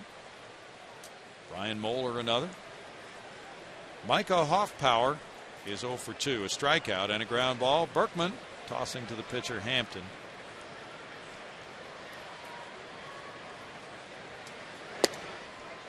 Going to be a busy week for the Astros players. On Monday they got up early and went to visit the injured soldiers at Walter Reed Army Hospital. 1 ball, no strikes, and they'll all be attending the luncheon on Saturday here at the ballpark. Charity luncheon. There's still tickets available, as we mentioned earlier, for that. Ripped up the line in right, headed for the corner. It goes off the wall. Reed Johnson coming to third. Mike Quade will hold him there on a double by Hoffpauir, his third. Yeah, that's the problem when you give up the big run early. It really leaves you no margin for error later in the ballgame. Mike's been able to shut the Cubs down for the last 4 innings. Now he's in a bit of a bind. Second and third, nobody out. He's going to have to pull a rabbit out of his hat here. Dewey Robinson's going to come out and have a chat. The good news is the Cubs are down at the bottom of their order. You see Johnson chugging into third. Well, the Hoffpauir's been nice for them this year. With Bradley really struggling the way he has been, and now with D. Lee with the neck spasms and struggling, Hoffpauir's been good. He's been a real contributor. While Dewey Robinson visited Mike Hampton, Alberto Arias got up in the Astros bullpen and started to warm up. He just joined the Astros today. 97 pitches into the game. Hampton has thrown 62 of them for strikes. The infield comes in with nobody out and Aaron Miles batting. Runners at second and third for Miles, who doubled in the second. Grounded back to the pitcher in the fourth. Miles, 32 years old. The Astros drafted him in '95. He looks at ball one with the pitcher Harden on deck. Alberto Arias warming up. He is the 13th pitcher on the staff now.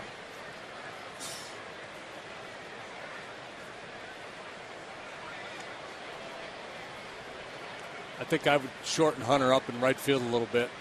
With the infield pulled in, there's a lot of room between Hunter and the infield. Sure is.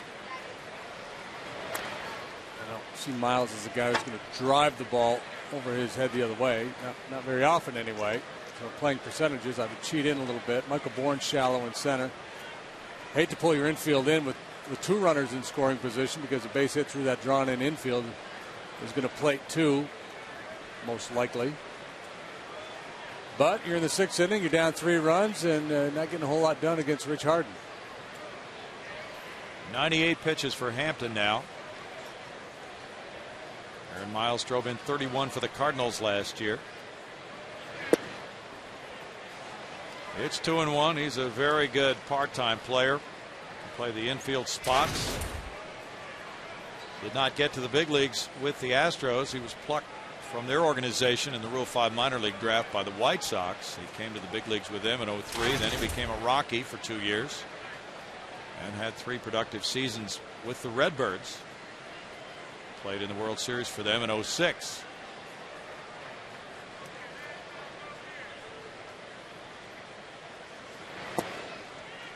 Miles looks at ball 3, and it's 3-1.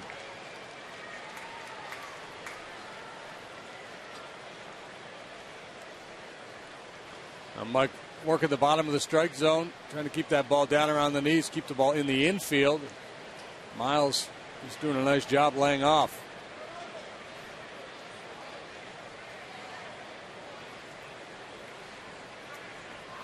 Miles is hitting .300 in his career with runners in scoring position.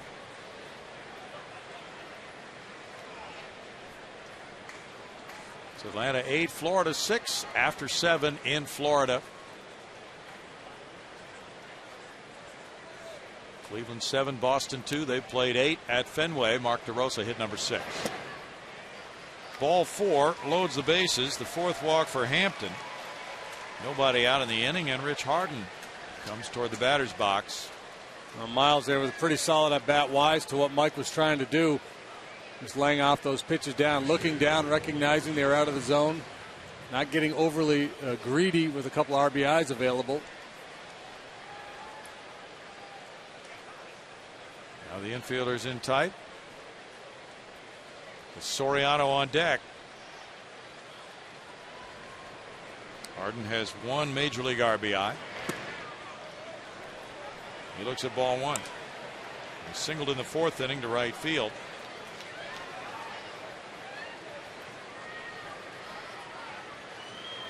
Hampton gave up 4 in the 1st.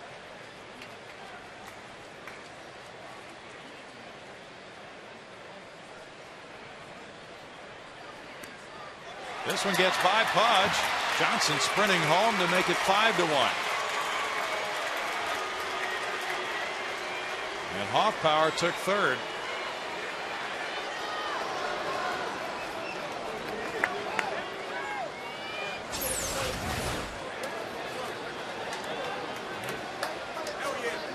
Got the glove turned the wrong way. Off the tip of the mitt right through the 5-hole. Second pass ball of the game. And now a 4-run lead again. Harden bounces one foul. That's Matt Sinatro, the coach at first base. 2 balls and a strike.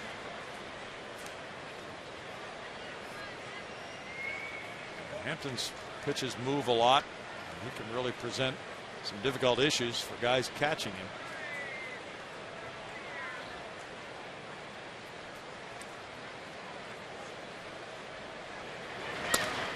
Rounded foul again by Harden. 2 balls and 2 strikes.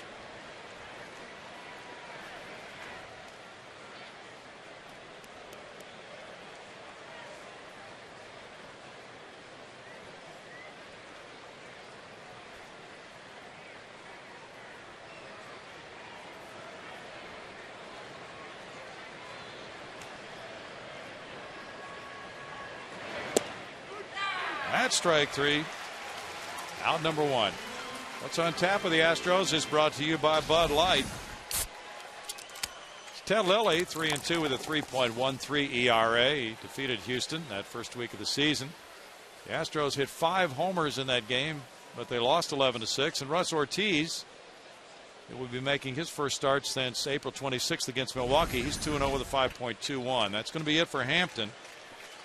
And we'll be back with the score: Chicago 5, Houston 1. Title against a full field of the world's best drivers. Coverage of Sprint Cup Series racing from Darlington begins Saturday at 6 p.m. in high definition on Fox. That is good stuff in high def, Brownie. It is. Just about everything's good in high def, including baseball. And Alberto Arias comes to you now in high def. This year at AAA Round Rock, he was 2-2 with a 3.86 ERA, 16 1/3 innings. He struck out 15. He was with the Astros for a couple days earlier this season, but did not pitch. And last year he was up briefly with Colorado and Houston. 15 major league appearances last year, and he made 6 with the Rockies in 2007. He inherits runners at second and third, 1 out, infield in for Soriano. Soriano's 1 for 3. Arias had made 3 starts and 1 relief appearance for Round Rock. Yep. He's got a good breaking ball. He sinks the fastball. Has pretty good sinking action on his fastball. Does a pretty good job of keeping it down around the knees. But he's got a very aggressive hitter up there in Soriano, facing this young right-hander. Soriano's smelling blood. Soriano swings at the breaking pitch. He's going to swing hard and get fooled. 1 ball, 1 strike. Soriano's one of those guys who can look absolutely ridiculous for a couple pitches of an at-bat and then just hit an absolute screamer somewhere. Yeah. He does not get cheated. Strikeouts are a part of the picture with him. He had 103 last year. Fouls it back. 1-2. Arias did not have as good control this season at Round Rock with 10 walks in 16 1/3 innings. But last year, he did a nice job when he was with the Astros. Just 25 years old, from Santo Domingo in the Dominican Republic. A waiver claim from the Rockies by the Astros last July 31st.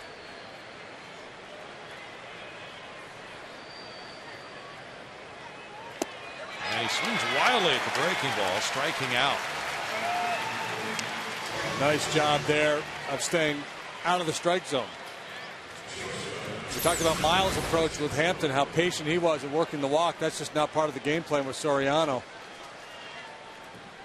He just wants to drive those runs in so badly, he's going to chase. Now the infielders drop back with 2 outs, except for Jeff Plum, who's even with the bag at third because Ryan Theriot could drop down a bunt. Theriot's 0 for 3. Arias stays with the breaking ball, and it's ball 1. And you got to worry about the little slow roller too. If he rolls over on one and you're playing deep with Theriot's speed, he's going to turn it into an infield hit. Good point.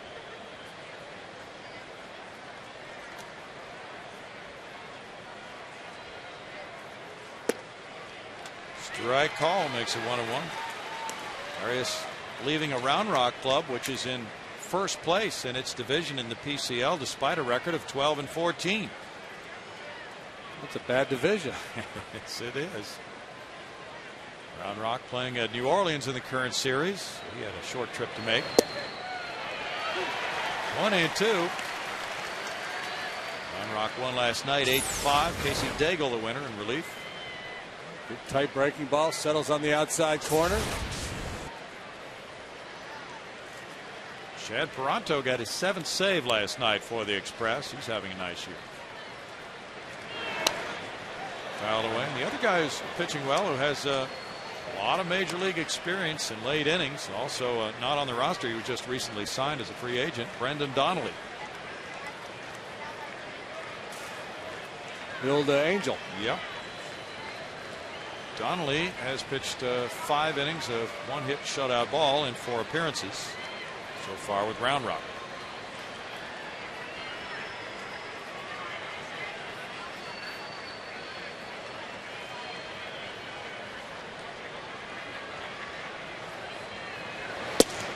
Upstairs, and it's 2-2. So Arias, the type of pitcher who might be in for a while, just to give the other guys in the bullpen a breather after they have been appearing so often, and they've sat through some rain delays on this last road trip.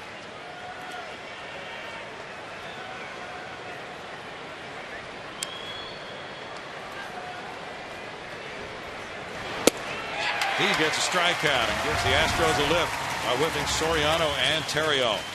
And the Cubs come up with 1 run in the 6th inning on 1 hit. They lead 2. Their lead is 5-1 over Houston. Brought to you by your Texas Ford dealer, by AT&T, by Reliant Energy, by Nissan, and by Southwest Airlines. Back at Minute Maid Park in the opener of this 5-game homestand. The Cubs lead it 5-1. Astros batting, bottom of the 6th inning. Miguel Tejada leads it off. He's 0 for 2. Fouls it for strike 1. Tejada with 33 hits already this season. Trying to be a table setter for Pence, who's on deck, 2 for 2, and Blum to bat 3rd. Rich Harden has thrown only 73 pitches so far. And there is action in the Astros bullpen, so if Arias' spot comes up, looks like they will hit for him. Foul back. Make a play. Oh. And into the GM's booth of the Cubs. Yeah. Jim Hendry here? No, I don't see Jim over there. Didn't see him. Somebody was asking about him. He was here for the opening series. PR guy Chuck. Fouled, and it's still no balls and 2 strikes. Big week coming up with that pink theme, different pink displays throughout the ballpark. There you see some of the pink coloring that has been brought in since we left on the last road trip.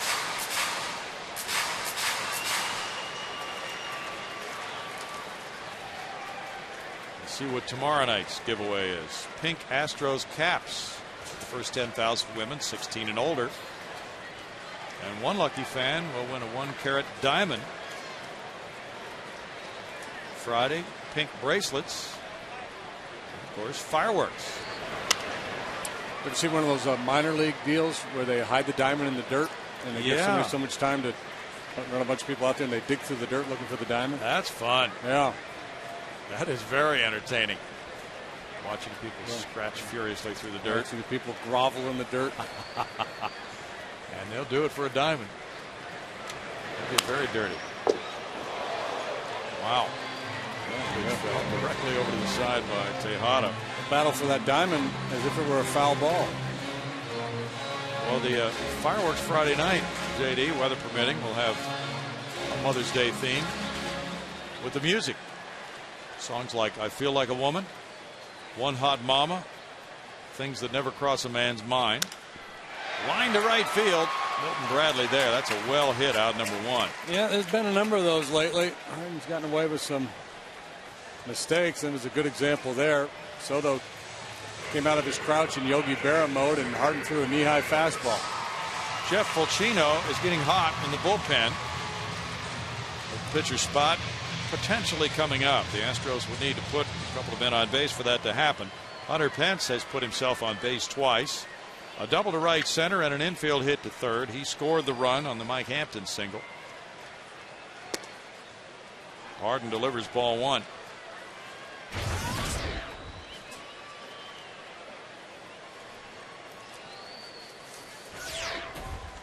Harden just really had some dominant games against the Astros farm clubs in the minors. Foul pop. Hoffpower coming over. 2 outs. Now the Astros have gotten some good swings at him the last couple of innings, but bottom line, he's held them to just 1 run on 5 hits so far. And again, it's a combination of fastball and changeup. The changeup at times absolutely dazzling. And if you're staying back on that changeup, it's hard to get to that riding fastball that we've seen as high as 96 miles an hour tonight. Got a big double play ball there off the bat of Pudge. Finish off Kaz with a good changeup in the 4th. 3 punch outs. And there again the changeup. Strike 1 to Blum, who grounded out and walked. So the numbers are very good for Rich Harden in this game.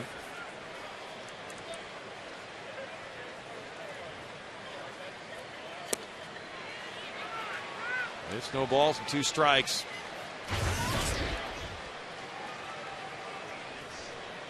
It's like he's throwing a styrofoam cup. The way that hand comes flying through there, and the ball just floats and dive bombs at home plate. And a strikeout ends it. That's his 4th of the night. And he's retired 7 in a row now, with the Cubs leading 5-1. On what talent he wished he had. I'd love to be able to make somebody laugh on the spot like a stand-up comedian could. I think I would love to have. I'd love to be a funny guy, but I'm really not that funny. But I'd love to be. That is quite a talent. There he is in the bullpen with Mark Bailey, watching Alberto Arias get ready for the 7th inning. Mike Hampton in 5 1/3 innings allowed 7 hits, 5 runs, 3 of them earned with the 2 pass balls. He had 4 walks, 4 strikeouts. There's strike 1 to Milton Bradley. Arias coming in with 2 men in scoring position and striking out Soriano and Terrio. That's foul. And Bradley, to be followed by Ramirez and Soto, is behind 0-2 in the count. From what we were reading, Bradley wanted that hearing with Bob Watson, which may have happened today. Just on principle, he appealed the 2-game suspension. He thought he was treated unfairly when he brushed against umpire Larry Vanover after a called 3rd strike, barely touching the bill of Vanover's cap during the brief argument, according to one report. But there have been several days when the Cubs probably, if honesty prevailed, would have preferred him to go ahead and serve that, because he had a groin problem. He's been banged up during about the last 10 days. Yeah, I get the principle thing, I really do, but would have been smarter to take it while you were nicked up. Matsui over to first. 1 out for Arias, who set down 3 in a row after coming in. Well, maybe Bob Watson will shave a game off that, or just fine him. Who knows? Yeah. That's what I was talking about earlier with Milton's reputation. It's probably tougher for him to. And they almost never reverse those things. True. Yeah, that is seldom done. Ramos Ramirez is 1 for 2 with a walk. This one goes a long way to left. He got right on that breaking ball and hit it into the seats in the Landry's Crawford boxes. 6-1 Cubs. And Ramirez hits his 29th career homer against the Astros. That's home run number 4 of the season for him. And it gets tossed back. It's like one of those SAT questions. Lance Berkman is to Cincinnati as Ramos Ramirez is to the Houston Astros. He inflicts a lot of damage against our 9. That's his 18th here at Minute Maid Park. Only Albert Pujols has more of any Astros opponent with 22. You got to take Albert out of the equation like he's Tiger Woods. Like, just assume Albert's done the most damage. Oh, yeah. So the Cubs get the long ball. They're 32nd of the year. They're 5th in the league in homers. Ground ball to short. Tejada to his right. It's that throw for the second out. And Arias comes right back after the homer to get a ground ball. Could be a good sign. Reed Johnson will follow.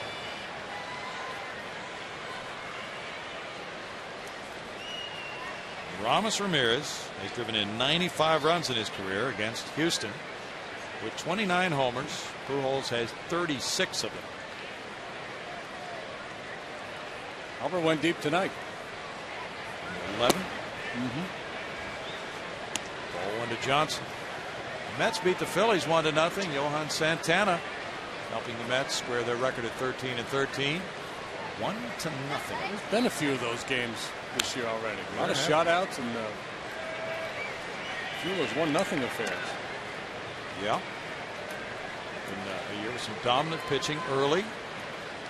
Chan-Ho Park pitched well. 6 innings, 1 hit, no runs. For the Phillies, Scott Air took the loss in relief, and the run was unearned. Ooh, that's a nasty break. Yeah, he does have a good one. It just dropped right onto Ramirez's bat for the home run. But here's a look. That's a late action on this one. This was never a strike. That might be the key. Don't throw it in the strike zone. 1-2 to count. I've always argued that strikes are overrated. It's the appearance of being in the strike zone that makes a good changeup or good breaking ball. Yes. Throw it in the zone and then just move a little bit out of the zone.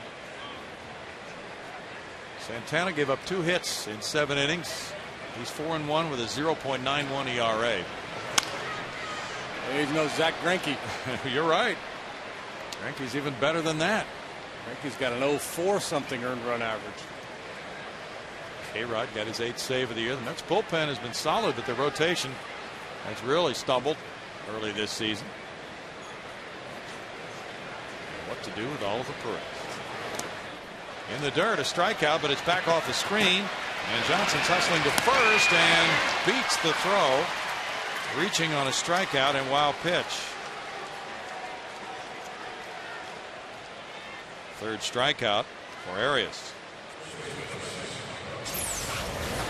Well, again, it's that hard breaking ball down in the dirt. Pudge tries to backhand it, comes up empty. Rough night for Pudge. He's had 2 passed balls. He had none before tonight. Now this wild pitch gets away and keeps the inning going for Hoffpauir. Hoffpauir double to right. He's 1 for 3. Berkman leaves his feet and comes up without number 3. And the Ramirez homer, number 4 of the year, puts the Cubs in front now 6-1 in the 7th.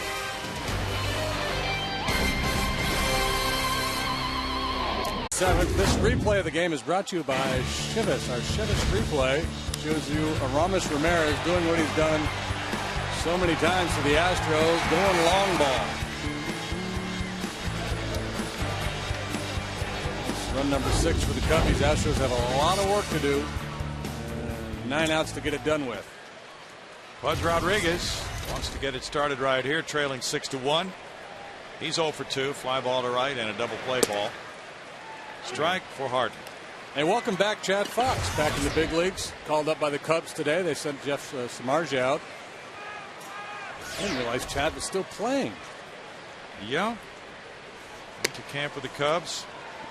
1 ball, 1 strike. Let's see. Samardzija had an ERA of 8.10 for 5 games. So he's been up and down already this year. Bouncer shortstop. Terrio gets caught in between hops, recovers and gets the out at first. And that's 8 straight retired by Harden. A little mishandle initially, and then hangs with it and hurries the throw. And gets pudged by just a whisker. Here's a look at tonight's Astros box score presented by Firestone, and Darren Erstad will be a part of that box score as he comes up to hit for Alberto Arias. Arias in 1 2/3 innings, allowing 1 hit, 1 run. He had no walks and he struck out 3.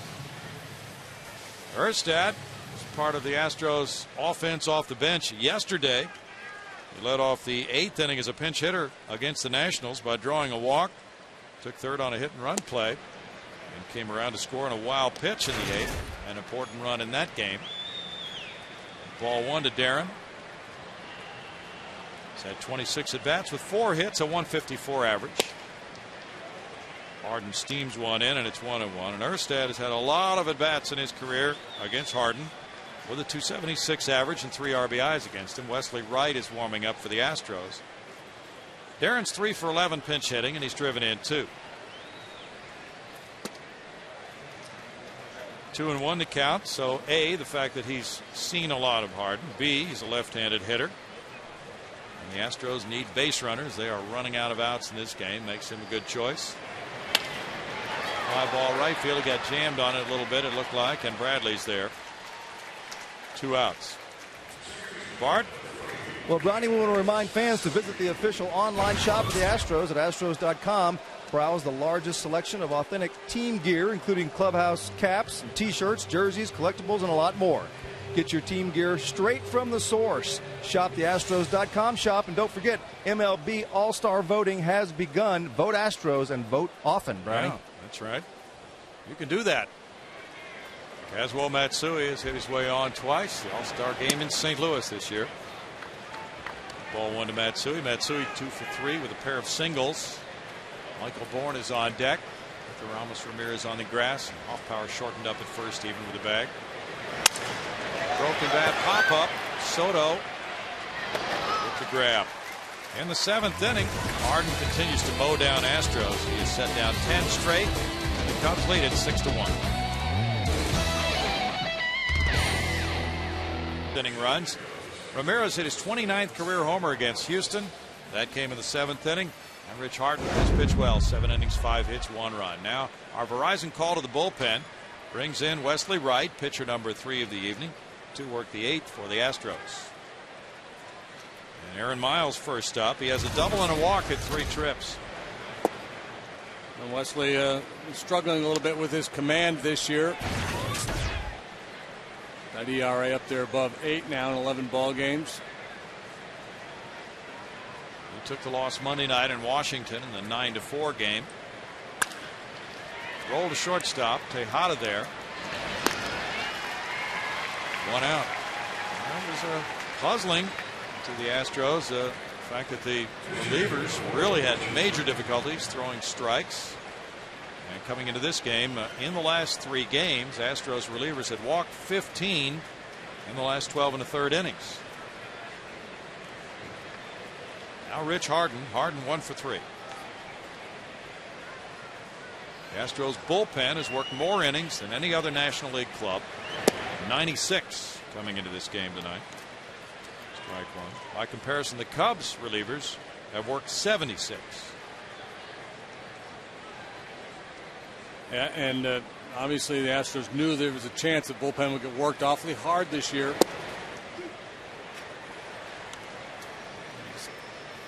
The starting rotation with some of the older guys, some of the guys that had some injury problems. Not sure how many innings you'd be able to get out of your rotation. They knew they would have to lean heavily on the pen.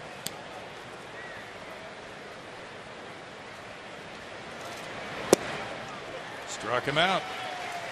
You know, the cool thing about Wesley Wright is you're taught in this game to be very even-keeled. And, I mean, he could be pitching a no-hitter or getting lit up, and you wouldn't know the difference when you look at his face out there in the mound. Very nice demeanor.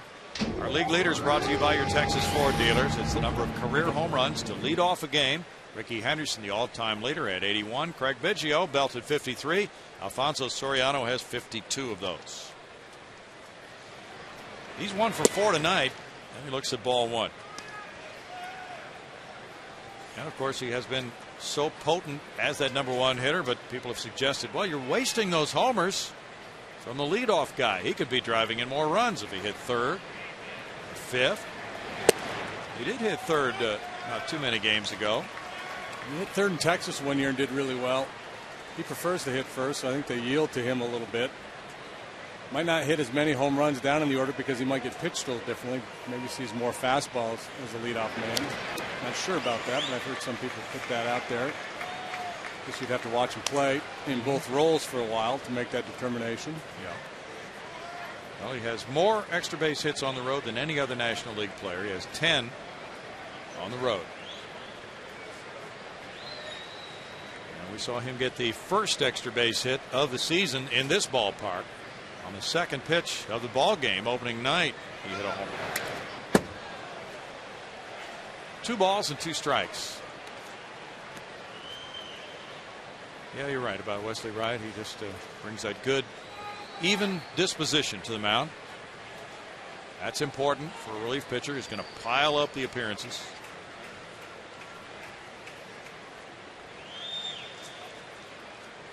Doug Brocail going for an MRI on his hamstring today. We're waiting results of that. And Doug, of course, proof that you can survive in this game with a little bit different approach, because Doug's disposition is not what you would call even out there. No. He's full of emotion when he pitches. Well, you're right. There's more than one way to do it.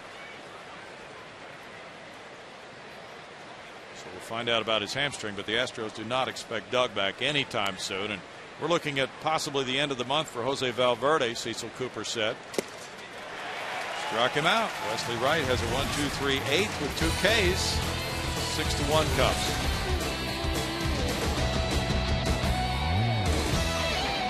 Play foul pole right there, and anytime an Astro player hits one of those during a game, fans from that game can take their ticket stub to any Greater Houston area Chick-fil-A, and there you will receive one fine free Chick-fil-A chicken sandwich, despite the protests of the flock down in the truck. Michael Bourne leads it off. 10 straight Astros have been set down by Rich Harden. Bourne's 0 for 3 and gets one into right field. We found a hole for that one, and a 6-game hitting streak for Michael Bourne now.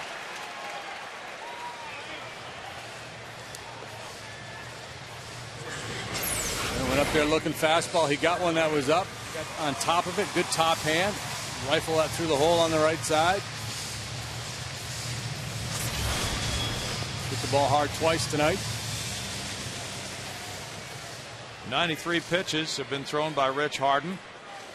Lance Berkman faces him. Lance 0 for 2 with a walk.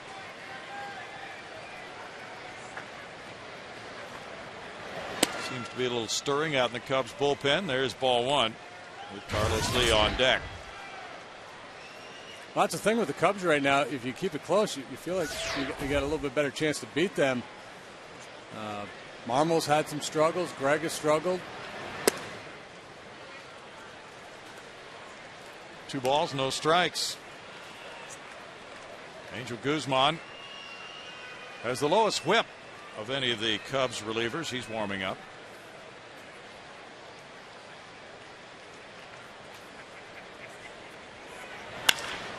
Slicing fly ball, left field corner. Will it be fair for Berkman? It is a fair ball.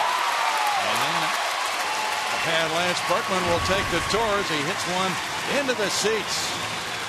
2-run homer for Berkman, number 7, giving him 16 runs batted in. That's 295 in his career. And now 6-3. The bullpen will work a little quicker. And Puma's been showing some signs of late. Batting average still hovering a little below 200, but that's home run number 7. Good inside out swing and a low fastball. And he shoots it into the Crawford boxes.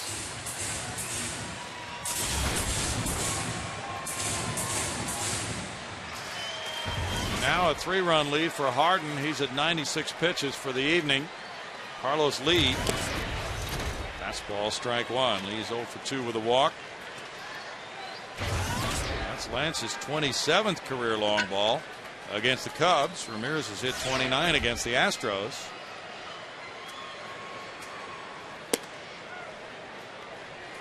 It's 1-1. Harden throwing 96. He hasn't lost a lot.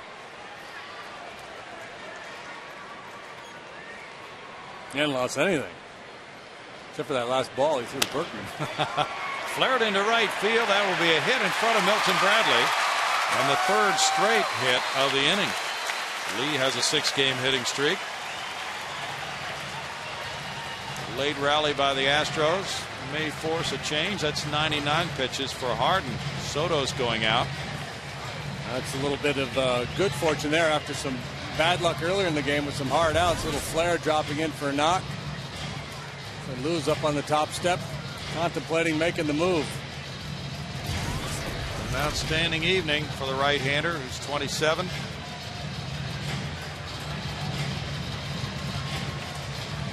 Now they bought a little more time after the catcher's visit.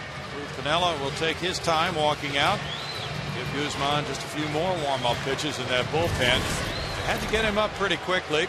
It's Chicago 6, Houston 3, bottom of the 8th inning.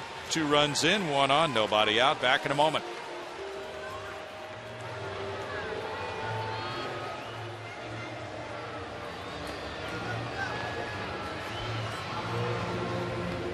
Pitching well, so 2-run homer, and then Carlos Lee's single. Our power play is brought to you by Reliant Energy, showing you Lance taking this low pitch to the front row of the Landry's Crawford box.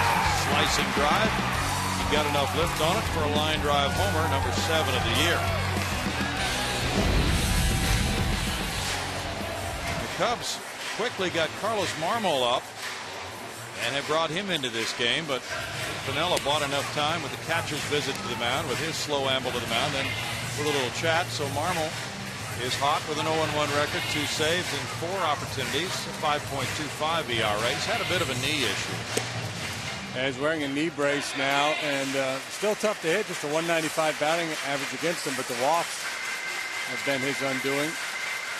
12 of those already in 12 innings, including 4 in one game, where he got touched up for 4 runs in a third of an inning a few days ago in Arizona.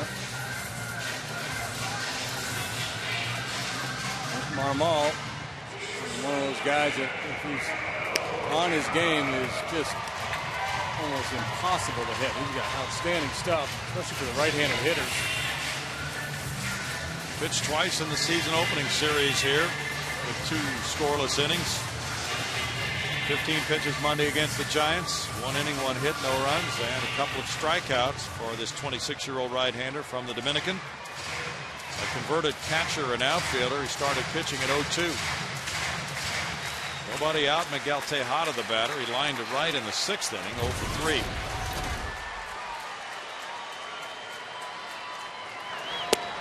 It's a tough arm angle for a right-handed batter, and it's strike 1 on a breaking ball.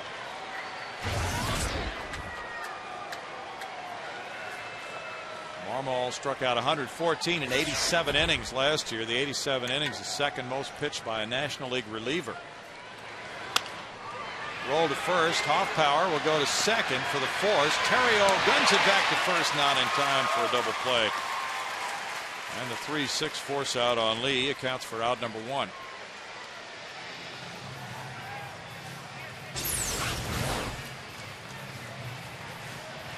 Trying to shoot one through that hole on the right side. Hoffpower with a good feed, and a little hesitation by Terrio as he tried to get the ball out of his mitt into his throwing hand.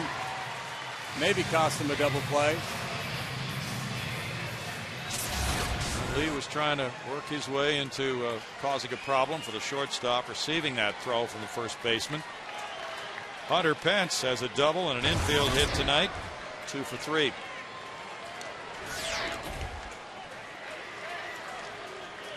Tejada draws a throw. Marmol had 7 saves and 9 opportunities last year. He competed for the closer job with Kevin Gregg this spring. Here's strike 1.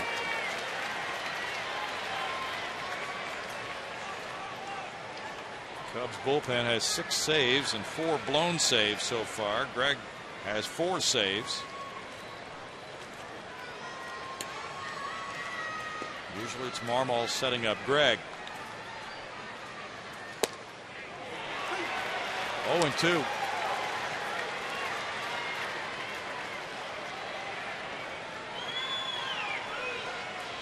Marmol signed with the Cubs in '99. And he stayed with them throughout his career.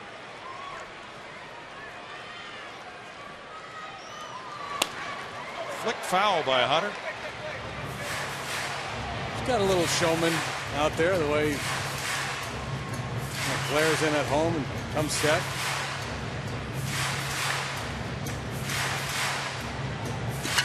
Astros couldn't touch him last year. He had an ERA of 0 against them in 7 1/3 innings. Didn't give up a hit.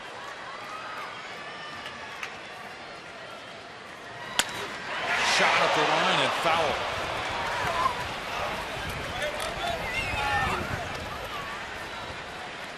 Adrian Johnson umping first base tonight. He's a Houston guy.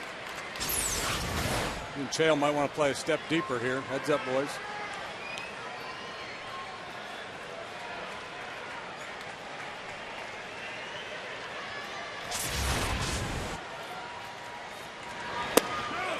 The appeal goes to first, and check swing call by Adrian Johnson. 1-2.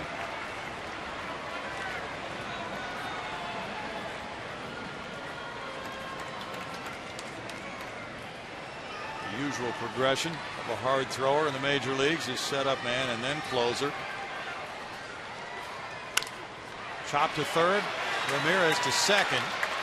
And then the relay by Miles, not in time for a double play again. 2 outs, and Jeff Blum will bat. The Astros are celebrating their 10 years in Minute Maid Park this season. Help us pick the best moment in our 10-year bracket challenge. Go to Astros.com to cast your vote today to pick the top moment in Minute Maid Park history. This week you have a choice of 2, Biggio's 3,000 hit and the 05 wild card clincher. 10 years already. Amazing. Jeff Blum 0 for 2 tonight with a walk. And there's ball 1 to him. I think the Cubs may have deemed that Marmol is just too valuable in this role to make him the closer. A guy that can come in and give you a couple innings or come in with runners on base and get you the big strikeout. Sometimes it makes more sense to have a guy with the better stuff in the setup role and a guy that's just less likely to implode on you as the closer. Have a little bit better command maybe. Popped up. Ramirez with the catch. 2 runs, 3 hits, 1 left for the Astros. After 8, it's 6-3 Cubs.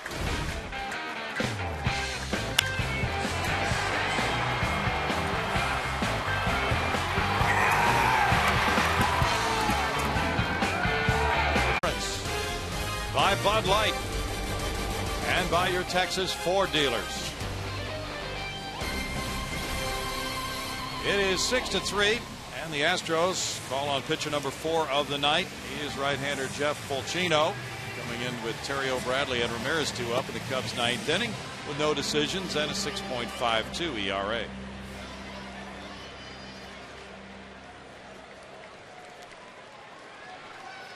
Fulchino works first of all to Terrio. Terrio 0 for 4 in this game. Jeff making his 8th appearance. The Astros' hard-working bullpen going to its 3rd reliever tonight with Mike Hampton starting, throwing 107 pitches in 5 1/3 innings. Big Jeff with a nice, easy delivery. Gets the ball going downhill pretty well. Throws hard. There's a slider. It's mostly fastball slider.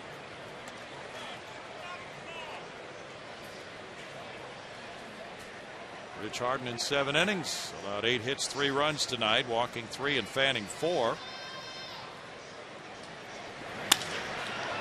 Hit to center field and a long run for Michael Bourne, still running hard. He caught up with it.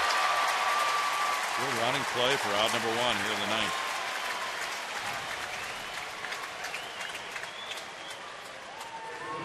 Well, it's 0 for 5 for Ryan Terrio. He might have to go back into plan A. Start hitting the ball the other way again. He hit this one pretty good, but he's out. Hit it real good. Yeah, he's come up a couple times with men on base. Nothing to show tonight. Bourne took a good pass to that one. Now Milton Bradley. Strike to Bradley. Bradley 1 for 4 in this game.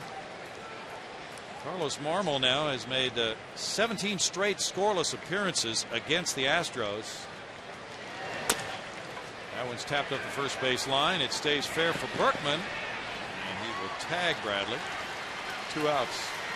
29,415 the paid attendance. Wesley Wright had a 1-2-3 inning. Fulchino trying to follow suit. face Ramirez next. Ramos with a walk, a single, and a homer tonight. Cubs are trying to run their record to 15-12. This is the opener of a 5-game road trip for them. They'll be in Milwaukee for 3 over the weekend.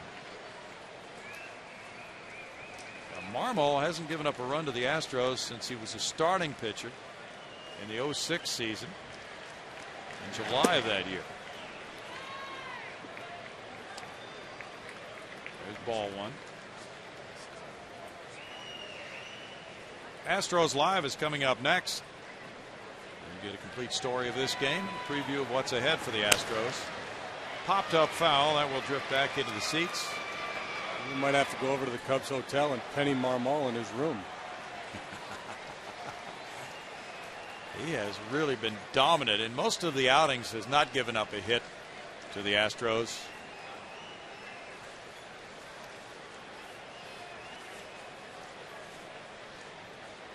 In Marmol's career, he has an ERA of 1.5 against Houston for 30 innings, giving up 5 earned runs, but some of those, all of those were as a starter.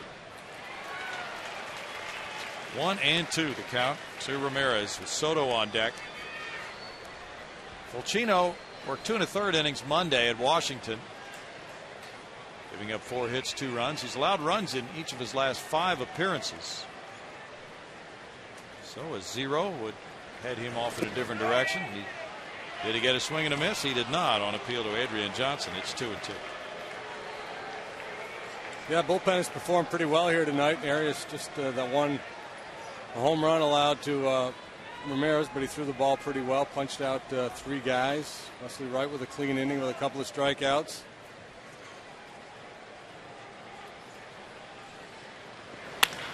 Rip foul.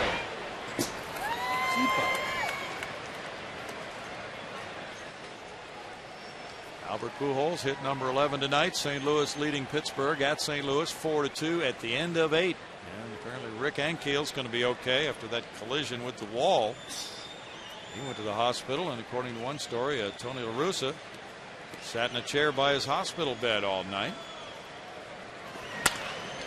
Hit foul, first base side, and there had to be a lot of concern the way he went head first into that wall, but evidently Ankiel's going to be okay. Not sure when he'll be able to play again.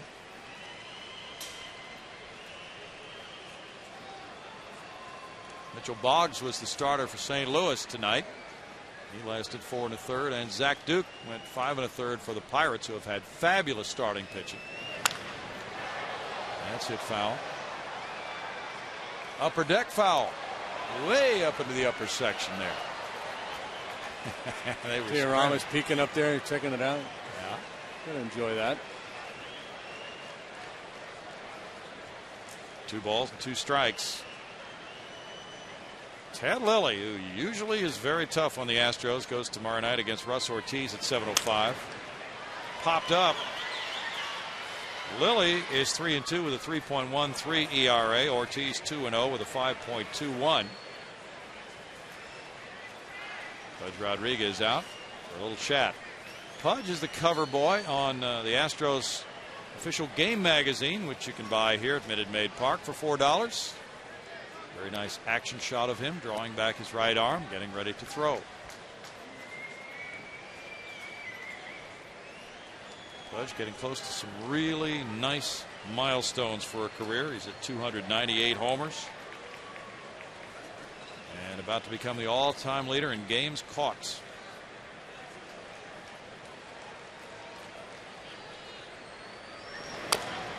Tap foul, still 2 balls, 2 strikes. Cubs trying to take a 3-1 lead on the Astros in the season series. To be continued at Chicago in about 10 days. That's right. Astros' next road trip, leave Monday, starts Tuesday in Colorado. That one will go foul. Maybe, but yeah, they need to touch it while foul, or it could turn back and be a fair ball. So the dates on those games are the 15th, 16th, and 17th of May. We often find Astros fans at Wrigley Field and make that trip. And Ramirez is hanging in there, having a long at bat. Yeah, you better get it because who knows what it's going to hit down there. It's starting, yeah. Live grenade, jump on it. Yeah, that's embarrassing when the guy's standing on first and it rolls fair. The 11th pitch is coming in this confrontation. Ramirez is a tough man to finish, and over the course of his career, he's gotten more and more difficult to strike out.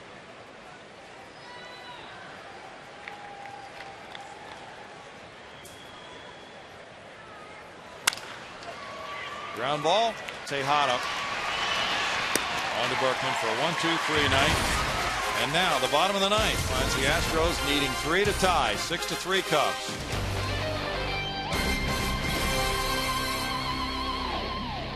Play and show you Reed Johnson's 15th career triple, and Michael Bourne flying through the air, almost caught it.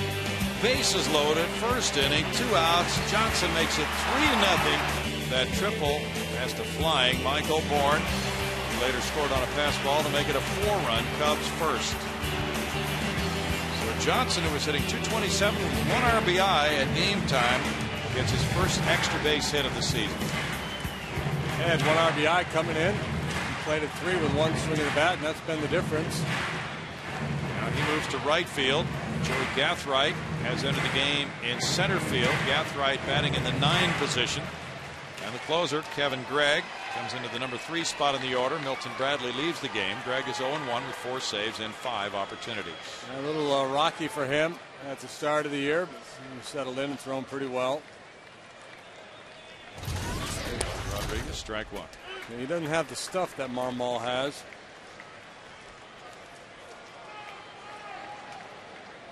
Gregg came in the opener, the 4-2 win, and picked up his first save as a Cub.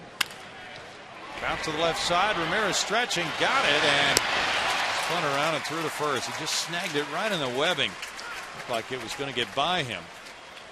1 out. Does get by him, probably an infield hit. Terrio was over there, would have been able to glove the ball, but not sure he would have been able to throw Pudge out from that deep. We talked about Ramirez improving offensively with his plate discipline. He's improved quite a bit defensively too. Yes, he has. From when he first came into the league with Pittsburgh. Yep. Jason Michaels is a pinch hitter for Jeff Fulcino, who in 1 inning allowed no hits, no runs, no walks, no strikeouts. Breaking pitch from Gregg to Michaels is good for strike 1. J. Mike came up with a pinch single in yesterday's game.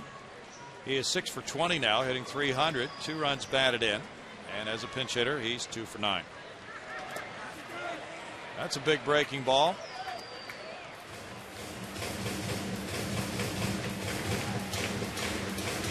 No balls, 2 strikes.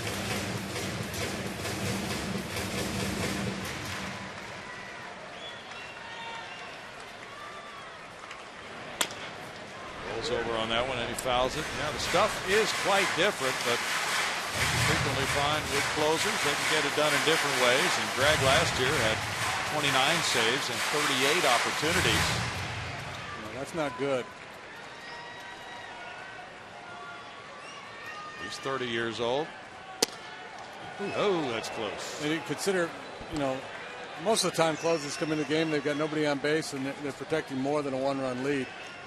So to really dominate in that role, you have to be nearly perfect. Michaels swung at it, and he was tagged out. A strikeout for out number 2. Now Matsui. Good depth on the slider there. It's fastball slider split finger pitch that Gregg has. He's got a peculiar delivery, very upright, and he plants his heel against the rubber. There used to be a rule that you had to have your entire foot in contact with the rubber. And they've amended that, and he actually, I believe he's a guy, and it looks like, I can't tell exactly from here, but puts his heel against the rubber and has his toe pointing forward a little bit. Okay. Matsui, the batter. Astros Live coming up after the game. You saw that shot of Kevin Eschenfelder and Art Howe out in the Landry's Crawford boxes, getting ready to take over. Ball 1 to Matsui is 2 for 4. There's that heel up against the rubber. Yeah, the full foot is not in contact with it. That used to be the rule. And then you see guys would just put a toe on the extreme edge of the rubber to create angles. Now you can extend your toe beyond the edge of the rubber now, can't you? Oh yeah, you can. As long as you're making some amount of contact with the rubber, you're good. So that could create some different angles for a pitcher. If he wanted to move further over to his right and throw more from the third base side on a right-handed batter, which he wouldn't do here, probably. Most guys pitch from one side or the other, or one part of the rubber, and just stay there for comfort reasons. But it would be to your advantage if you could learn to work the rubber and work from different sides of it. Command might suffer though. Roll to shortstop. Terrio there, and the Cubs claim it. 6-3 final tonight as Chicago takes the first of a 2-game series. The Cubs moving to 15-12 with the win. The Astros are 11-16 with the loss. Greg nails it down for save number 5. Rich Harden goes to 3-1. Mike Hampton, the loser, is 1-3.